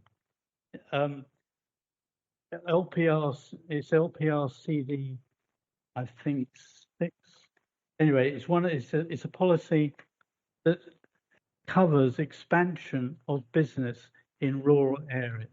and that's what I'm interested in. What I said earlier on, this business is under threat. No, I'm going to be blunt with my language here. I think you're absolutely insane to put a solar farm next to a valuable vineyard that produces high quality wines. That is a threat on the business. And I think that would be a completely insane thing to do. I can't think of any countries in Europe, certainly in France, I think they would probably lock you up if you attempted to do it. And with all due respect, the wines produced here are so sensitive, and it's an integral part of the business. And we're jeopardizing that, and we're jeopardizing the people who work in the winery. And that I think is absolutely vital. The other point I would make is that we've got leading council's opinion, not saying that is right or wrong, but it's his opinion that this would probably go to judicial review and stand a very good chance. And that is key. So you can say, whatever Mr. Bristol from the inspectorate comes down and says, that's not relevant when you go to a judge and a judicial review. And that's what this would happen, I'm sure. Okay, thank you, Councillor Perry. Does anyone else wish to talk? Yeah, the reports I did manage to read, Councillor Perry, about the solar panels within the vineyards actually said there was actually an improvement, but I'm not going to go argue with about the quality of the Pinot and the wind that needs to be done for it, because you know a lot more about good quality wine than I do. I will just bring the officers back in on a few of those items to clarify some things before we go to the vote, because I didn't see anyone. Whether you put an amendment in, Councillor Harwood, were you? Or? Yeah, I've put an amendment to approve as per the papers and the urgent update. Okay, you didn't actually clarify that. Do you second that, Councillor Thompson? Okay. Yes, Mr. Chairman, I do. There's a few items as well that I think we need clarification on. Okay. Yep. So, as the same again, we will vote on the amendment first. If that fails, then we come back to Councillor Perry's and Councillor Cleater's vote. Motion, sorry. Okay, all in favour of the amendment? Okay, so this is what Councillor Harwood proposed and was seconded by Councillor Thompson. Okay, so all in favour of the amendment?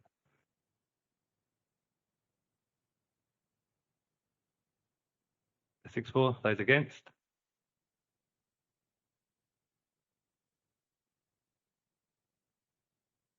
Those abstaining? One abstention.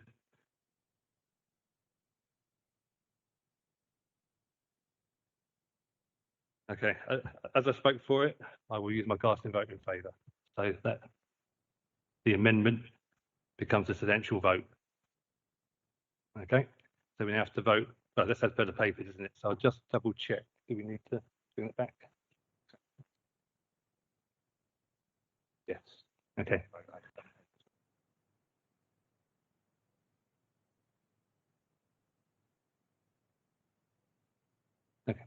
Okay, so this now is a substantial vote on the amendment. So same vote again, based on Councillor Harwood's and Councillor Thompson's amendment. All in favour? Those against? Those abstain? And I'll use my vote in favour again. That is approved as per the papers.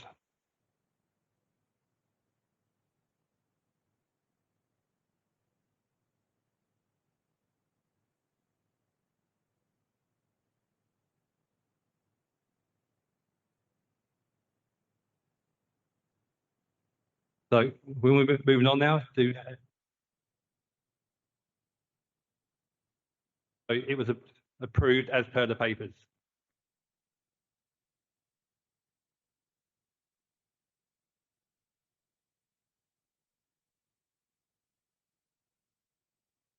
Sir, again, I will reiterate, this isn't a public debate and session. So if you do want to.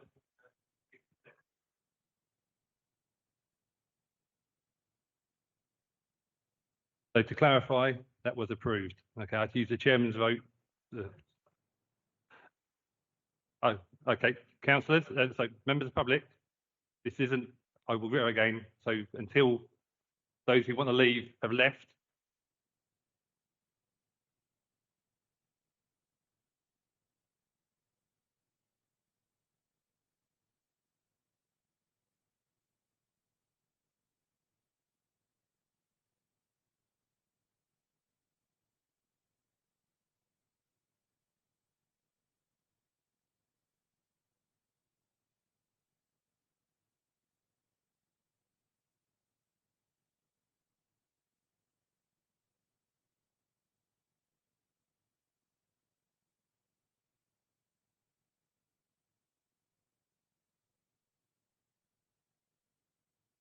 Okay, for our listeners at home, I do apologise for the language.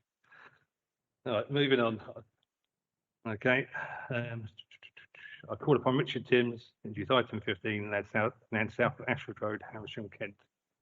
Thank you, Chair. So this is an application for 42 houses that was approved at committee on the 18th of December.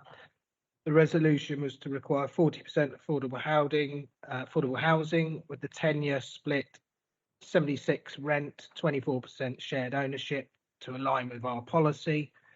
Following the meeting, the applicant has only received one offer for the affordable housing, which is for it to be entirely affordable rent, and that's now proposed.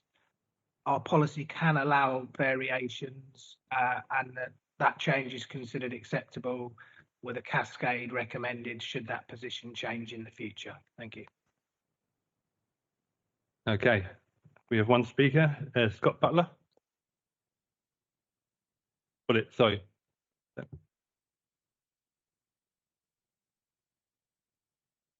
Hello. Yeah, so I live next door to this, and the A20 is already struggling. The road's diabolical. I think this will add more to the traffic. There's safety concerns for me for children that walk to school. The school's already overpopulated. The GP's already overpopulated. I don't think that the houses fit in with the view of the rest of the village. I don't think the layout suits where it is. There's a block of views, and it ruins the look of the countryside, in my opinion. Something else, bear with me. Also, the wildlife on there. I mean, I've seen lots of lizards and little slow worms and snakes, and that's really about it for me. I don't know if you want my. Can he take my last 2 minutes? No. Sorry, no, you need to be registered to be able to speak. Right. Okay. That's it. Thank you very much. Okay, thank you. Okay, I don't think we have any ward members. Right. Kath Harwood. This is the second one of these, I think, in 3 meetings where we've found registered social landlords not wanting to sign agreements with developers, particularly on smaller schemes such as this. I hear everything the neighbour said, and my youngest daughter lives in Harwich, and I understand all of the issues that are talked about, but all this debate is about is the tenure of the affordable housing.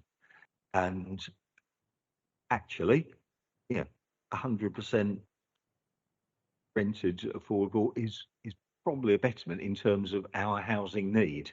So, though it's not the flexibility that I think the local parish council particularly wanted, I think in terms of our need, it's servicing that. But just as some reassurance to the resident, this scheme did invest an awful lot into ensuring that there was safe egress and access for pedestrians. And also in terms of landscaping and so on, there is a really decent central semi-natural open space in the middle of the development, which is where most of the wildlife interest is. So if it's looked after right going forward and maintained in line with the landscape and ecological management plan, hopefully the impact will not be as harmful as perhaps some of the locals do fear at the moment. Thank you. Okay. Anyone else wish to speak on it? Councillor Thompson. Thank you, Mr. Chairman. I'm a little embarrassed to be asking this question now, but I've learnt some things today in a completely different setting that make me look at paragraph 106 on page 44. I have learnt in another setting that at paragraph B, the discount market sales, that this, I understand the government sanction scheme has an announcement date and a time window in which there is prioritisation of local residents within a local area. Only once that period has elapsed is that condition then removed. As I say, I've just learnt more about this and understood its significance recently. Therefore, the cascading that is proposed in this document, and as Councillor Harwood has pointed out, it does appear to be bringing benefit, and indeed of a nature which addresses the significant concerns expressed by councillors in this chamber, by parish councils and residents more widely, as to whether or not these sorts of developments are in fact for local benefit. So I wanted to ask, firstly, just to make sure that I have completely understood all of those details, and whether any of the things about the geographical conditioning, the radius of applications, applies to option A as well as to option B. So there are questions for confirmation and clarification, please, Mr. Chairman. Okay. Mr. Timms? Yeah, for affordable rent, my understanding, obviously not an expert on it, that there's nominations agreements where the housing section are involved, but I don't believe that says they must be local. And I think some parishes have raised issues of maybe people who live in the town having affordable housing in a village or something like that. So I don't think under the rent there's any control. Under the discount market sales, which we would hope it doesn't become that. That's the last resort. But where it does become that, there are, again, it's our housing colleagues, there are sort of some kind of local connection criteria within that. As I say, we don't particularly want it to be DMS. That's the last resort. But for the affordable rent, no, I don't think it can control where occupants would come from. Thank you. Councillor Harwood.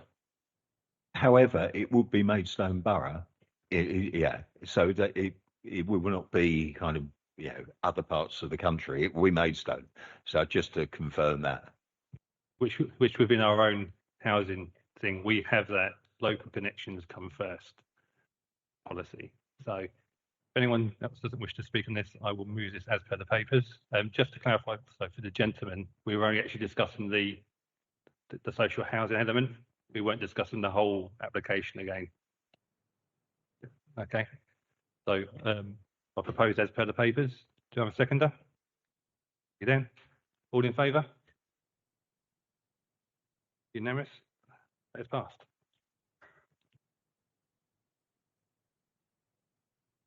Thank you.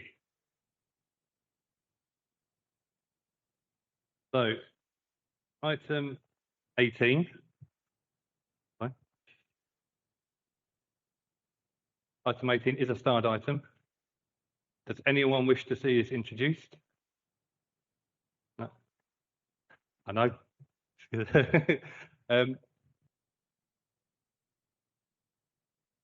Does the applicant, so does the applicant waive his right?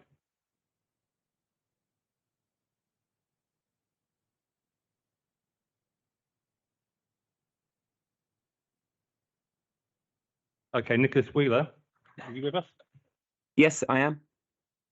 Okay, so when we say waive your right, basically as a starred item, we just propose as per the papers and we vote on it as for approval.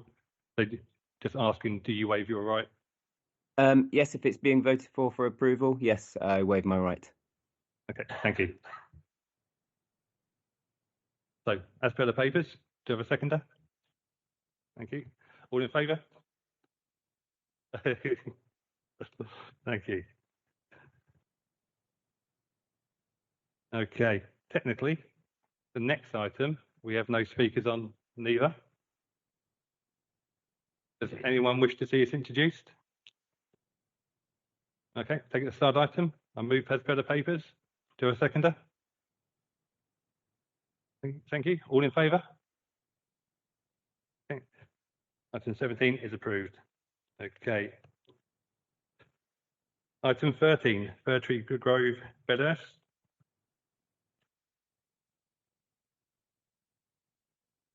I will move to the officer to introduce this item.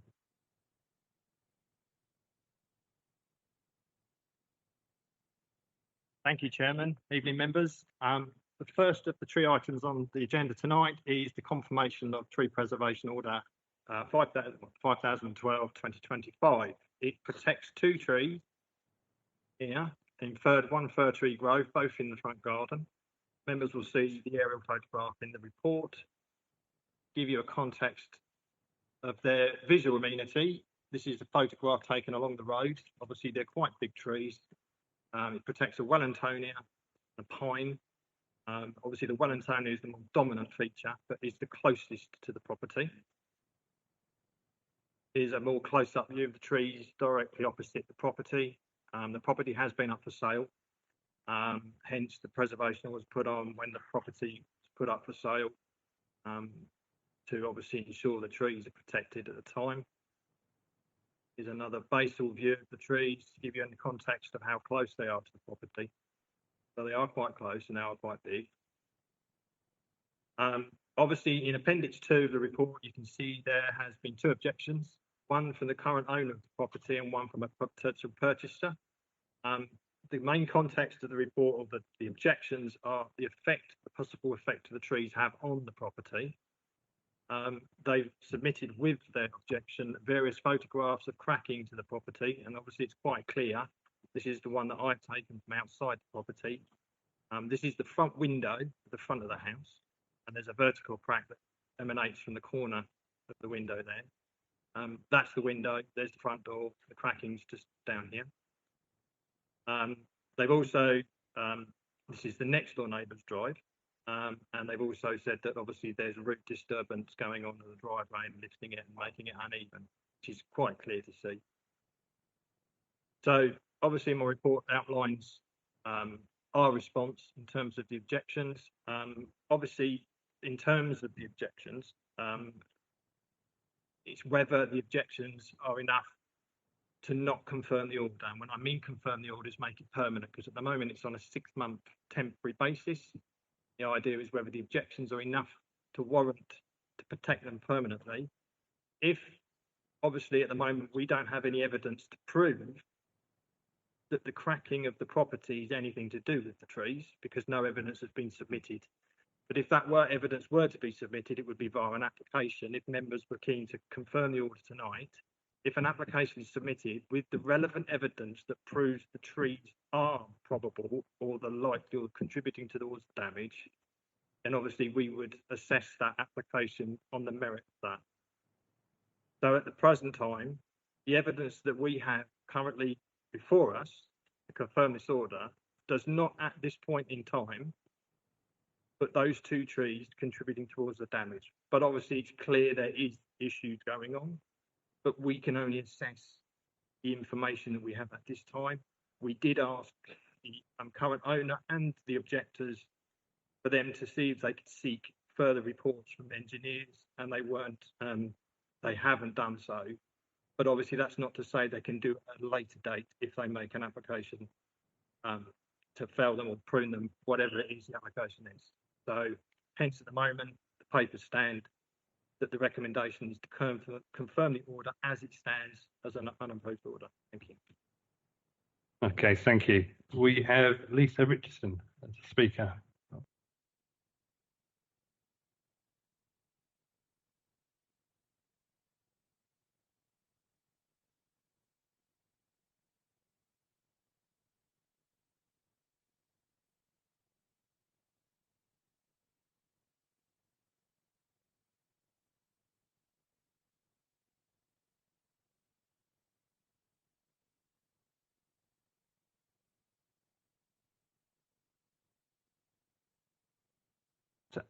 So could I just confirm then that the objections Are not so the objections before the councillors is Are not not- yours? they're not mine because Okay, they were just the confirm. previous That's fine. person that was buying it, Okay, the developer Yeah. for it, whereas this is my forever home and my first home. So Okay. I've just bought it literally this week. So just confirm it. Thank you. Okay, thank you for the clarification. Chair, members of the committee, thank you for allowing me to speak. I request respectfully that you refuse to confirm this tree preservation order. The report does demonstrate that these trees do not meet the statutory test required under national planning, practice guidance or Maidstone Boroughs Council's own criteria. Furthermore, this process features some procedural unfairness. I was not the legal owner when the provisional order was made, meaning I was denied my statutory right to object and to present any evidence before you, being able to do that in due course. Prior to exchanging contracts, I did proactively contact Maidstone Borough Council to register an interest and understand the situation. But despite reaching out in good faith, I was given no opportunity to engage or discuss the tree's actual condition before the matter was taken to this committee, and finding out about it last week. So confirming this TPO today penalises me as an incoming resident who simply just tried to establish the facts. The assessment itself does contain technical weaknesses and some contradictions. The report openly admits that the neighbour's driveway has suffered movement, likely caused by these routes, and in law, ongoing physical damage to a structure constitutes an actionable nuisance. By confirming the TPO, this strips away my right to abate this nuisance. And also, in addition to my neighbour, my own home has now evidence of vertical cracking, as you can see from the images in your report made by the previous owner. Suggesting that a homeowner should just simply keep relaying a failing drive while legally blocking their neighbour from managing the route is entirely unreasonable and disproportionate in my eyes.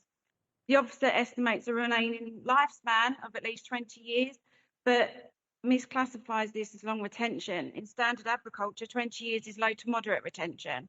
TPOs are designed for a long-term protection, not trees approaching the end of their lifespan potentially. The report notes that the Wellatonia and it has delaminated bark, exposed heartwood and active deterioration. The pine features a low twin fork at 1 metre, a well-documented structural weakness prone to failure.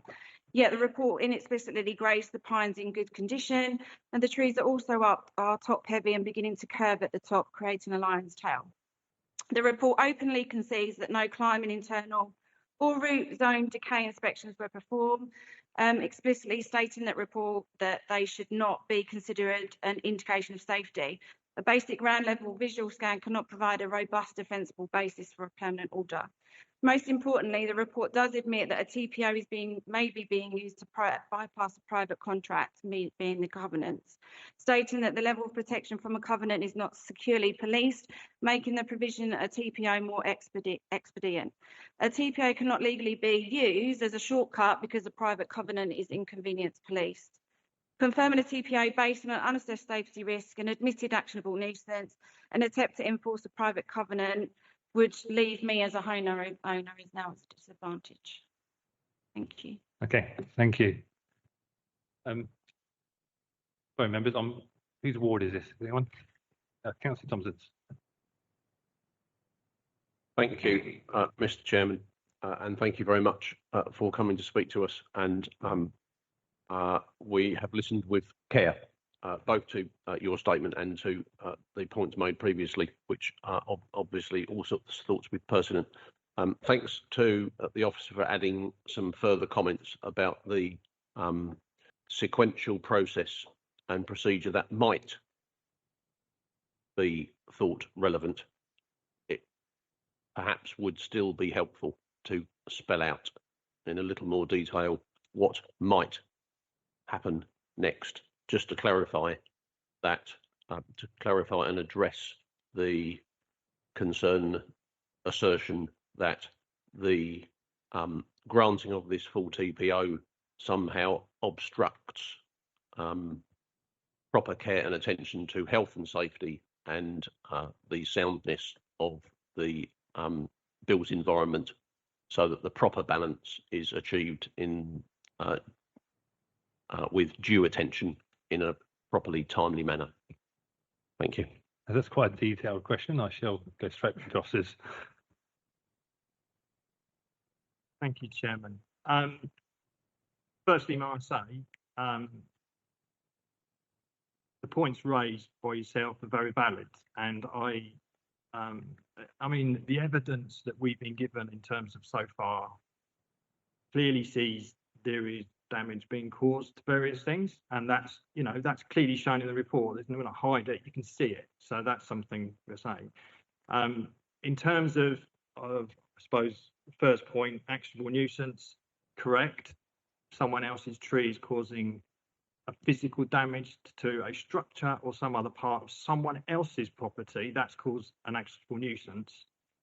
But in no way does that refer, but that's between two private parties. It's not to do with the council decision on whether we confirm or not confirm the TPO, but I take that on board. So that kind of is irrelevant, but it's more relevant for the two private parties to deal with. In terms of the damage, as I said, the evidence at the moment that we have in front of us when we made this preservation order and when the objections came in show various cracking, but like with any subsidence related damage, you have to have certain proof to not ensure, but to show the trees are contributing towards that damage. Now that is usually dealt with by a structural engineer's report, further obviously a qualified person in that field, and we don't have that in front of us to confirm that. But if we did, then we would look at that, and the only way, if the members were amenable to confirm the order tonight, would be for you to submit an application to the council with that evidence and further stuff, and then we would take that on board and then adjudicate that like we do with any application. So that would be the way forward if you decide to confirm the order. If you feel as members that there's overwhelming evidence now that you think those trees are causing those problems, then you obviously got to consider whether you do confirm the order or not. But what I'm saying in my report is that there is evidence of movement of the property, but there's no evidence, direct evidence, to complete those trees as part of that. We need to know the foundation details. We need to know the subsoil underneath. There could be drains that are cracked that are causing problems to the water table. There's so many different subsidence. Unfortunately, it's so complex. But without all the information in front of us, I cannot say that those trees are a problem or not at this point in time. So hopefully that's answers some. Councillor Thompson, you'll just quickly come back and then I'll move on. So on the balance between the covenant and to whether that is thought to be enforceable, useful, of service in the protection of the tree, it is being put to us that we're being invited to confirm a TPO today. The question at issue that I'm trying to get to is that by doing so, we are not in fact putting any kind of insurmountable obstacle in front of the householder to be able to protect the soundness of their building and health and safety. The answer to that is no, because as I said, if they have the evidence that proves the trees are contributing to the damage, they make an application, and with that evidence, if it's proven that, then we would have no choice but to allow trees to go. But also, we would have the ability and the option as a condition to put replanting if we feel it considerate or a necessary, appropriate. That's all very helpful. Thank you. Okay. Just again to members of the public, you can't keep going back. So, Councillor Harwood. Right. Thank you. I mean, we've got TPOs all over the borough, and there is a due process. Essentially, you need to establish whether the tree is important in the landscape or the streetscape, and it's either a yes or a no. These clearly are very significant trees that are important for the whole of Redhurst. You see them because it's so flat, you see them as you're coming in from miles away. However, the safeguard for TPOs is if there is any danger, works need to be carried out and you're completely permitted to do it. And if there is damage to property, then if there's evidence that the tree is damaging property, then works can take place in order to overcome that challenge. So I think there are lots of safeguards for the resident here. But as a bigger point here is these trees, they're not that old, but they're probably 150 years old. To have built the estate so close to the trees on that old Victorian garden and parkland, it's happened all over the borough that we have huge trees. Vinters Park is a case in point, where we've got huge trees, including coast redwoods like this, really close to properties, and the developments are built. And it needs to be foreseen in terms of the siting of the development. You know, it wasn't long ago, NBC permitted this development really close to these trees. So we really do need to think about that. And just as a little aside as well, it talks about, because I know it's what the criteria say, that it's a healthy tree with at least 20 years life in it. Well, I reckon that tree's about 100, 150 years old. So I've worked out it's got about 3,100 years life. So, yeah, it's you know, a coast redwood isn't just for Christmas, it's for a very long time. Yes. Councillor Cleater and then Councillor Parfitt. I just want some clarification, please. This TPO is renewed and you're going for a permanent one now. Is that's what's confusing me, because I heard, probably used in here, but I think the householder's got a structural survey, which obviously, but if it's a rolling one anyway, why do we need to make it permanent? I wasn't going to explain that because I've done it before, but I will go over it again. When the council makes preservation orders, they make them on a provisional basis for 6 months. So they're temporary. Within that 6 months, we then have the ability, well, not we have the ability, the council has the opportunity to for people to object. And within the 6 months, we could look at those objections. And clearly, if the objections are, I don't know, we've assessed a tree from a long distance, but it's got fungus around the base and it's not, you know, it's not great health, but we can't see that from where we viewed it from, because we have to do assessments from a public amenity, from a private road, public road, etc. So at the moment, this is temporary order, and before you tonight is for you as members to decide to make it permanent. In other words, you know, it stays on to its entirety until the council gives permission to fell the trees or they die. So at the moment, once the temporary permission, so the temporary order finishes, which is I think the 11th of June next month. So on the 12th of June, those trees will not be protected unless you confirm the order tonight. So what I'm saying is, if you as members feel that the damage being caused potentially to the property, with the evidence given in, you know, as it stands at the moment, and I appreciate that we don't have your engineer's report, because at the time we were doing this, obviously from our perspective, we don't know who buys properties, and we're not given that information. So what I would only say is, if you have an engineer's report, that is something that you could submit with an application, whatever the engineer's report has said. And that's the evidence you would submit to us, that we don't currently have an agreement. Councillor. Just to come back then on that. So we literally, the trees are either unprotected as of the 12th of June, which is the day after. But in the meantime, if the applicant submits the engineering's report, then we can, right. The other thing, one quick question, and it's based on what Councillor Harwood has said. Obviously, and you briefly mentioned it, the damage to underground drains, whatever, that obviously can cause leaks. Have we had any notification in that area that from southeast water, southern water, or anything, that there's any particular problems? That would be the only thing I would query. No, we haven't had. Well, we drain survey, as part of any subsidence, drain surveys are usually undertaken. Therefore, they obviously put cameras down the drains to see if there's any cracking, if the drains are leaking, because that changes the soil moisture under the house or near the house, which has consequences on how the house moves. Obviously, because no investigations have been undertaken at the time we made the order and at the time the objections were given to us, we don't have that information. That's why at the present time, there's nothing to implicate those trees in that damage. But that's not to say that the other engineer's report or further engineer's report will be undertaken to say there is. But at the time, right now, we don't have that. Thank you, that's helpful. Okay, Councillor Park.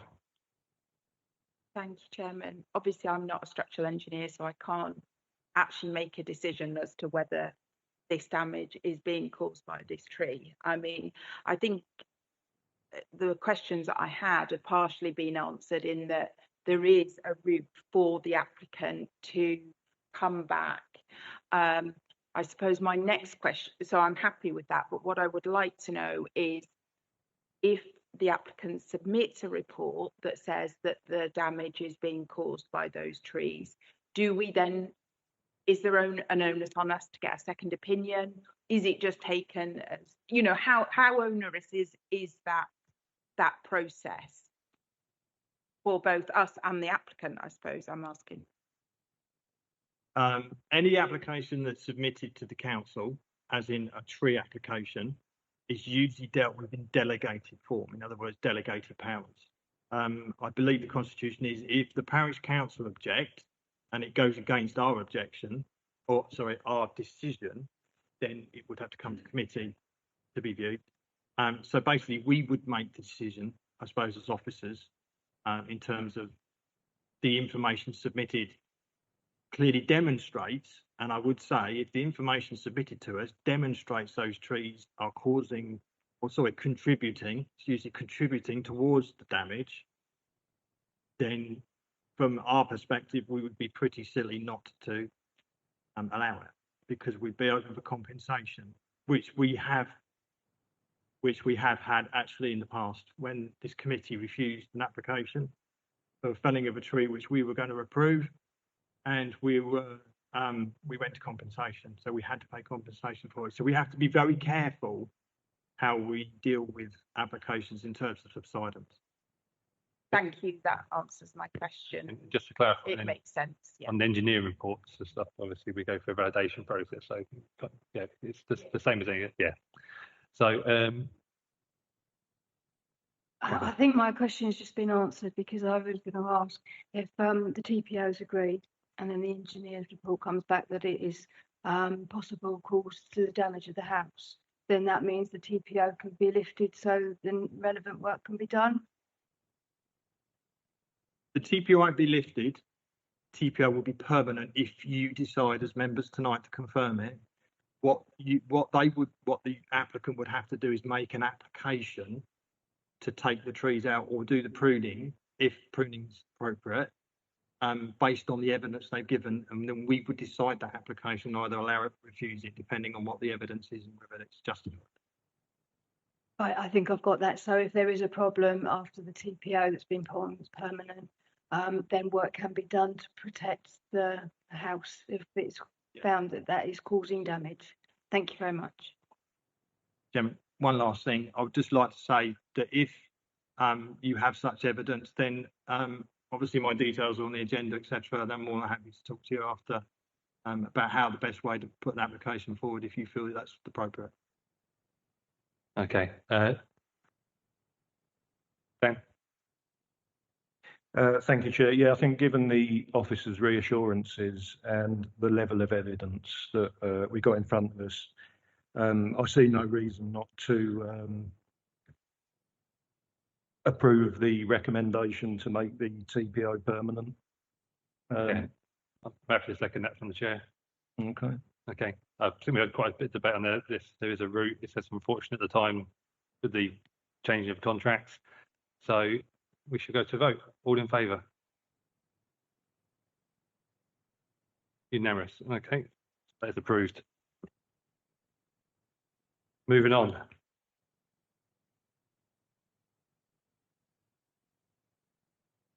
It's approved. So the TPO is approved. the officer. If you can contact the officer, he will help you put the application together. Okay.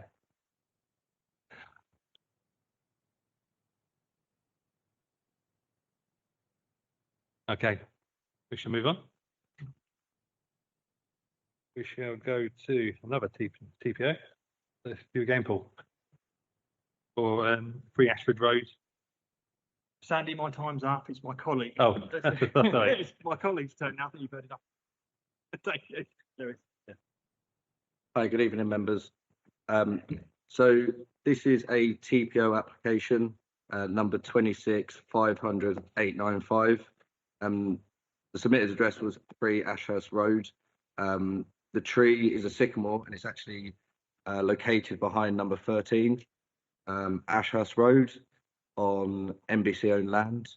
The tree is located next to a footpath and it's in close contact with a street light. As you can see here from the photo, the crown of the sycamore is in contact with the light, and it's not allowing the light to do its job, and it is in contact, so it is causing damage.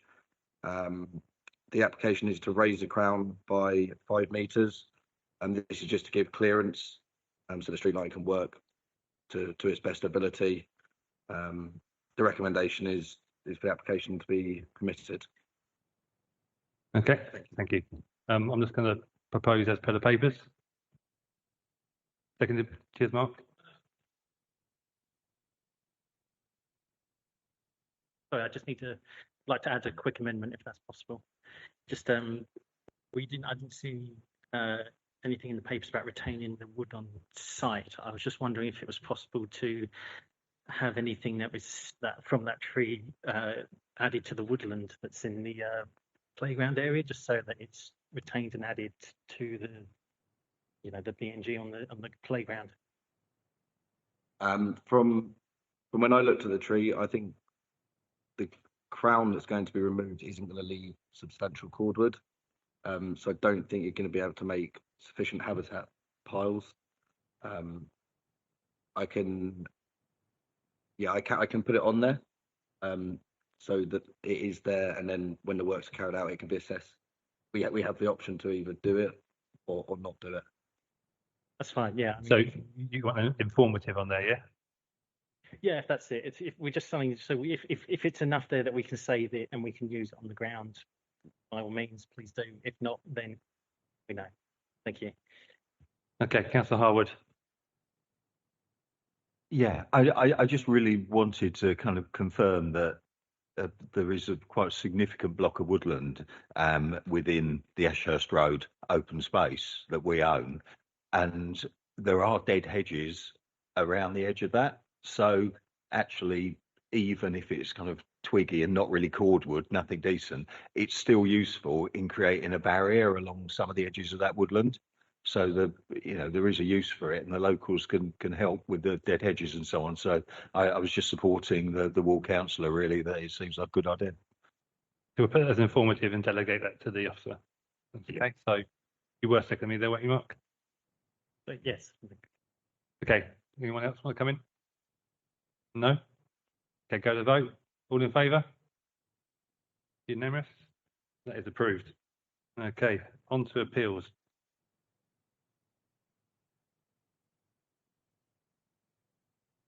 Thank you, Chairman. Not so many appeals on the list this month. I think the one probably to note is 3 to 5 Bower Place, which did come to members and was the decision was for refusal, and the inspectorate upheld that decision. If anyone's got any questions, then please ask. Councillor Thompson. I do apologise to everybody. So I just want to understand what precisely it is that we're being told here. Thank you, Councillor. Enforcement notices are to be varied. Means what exactly? So the enforcement notice had, I think it was 6 months for compliance, but that's been changed to a year for compliance. So they have to comply with they've got a year basically to bring the dwelling back to what it was originally, or the 2 dwellings back to what they were originally, is what the enforcement notice it says. So that means that the roof will be changed. That is what the report, yeah. Thank you. Any other questions, councillors? No? No, thank you very much. I'll draw the meeting to a close.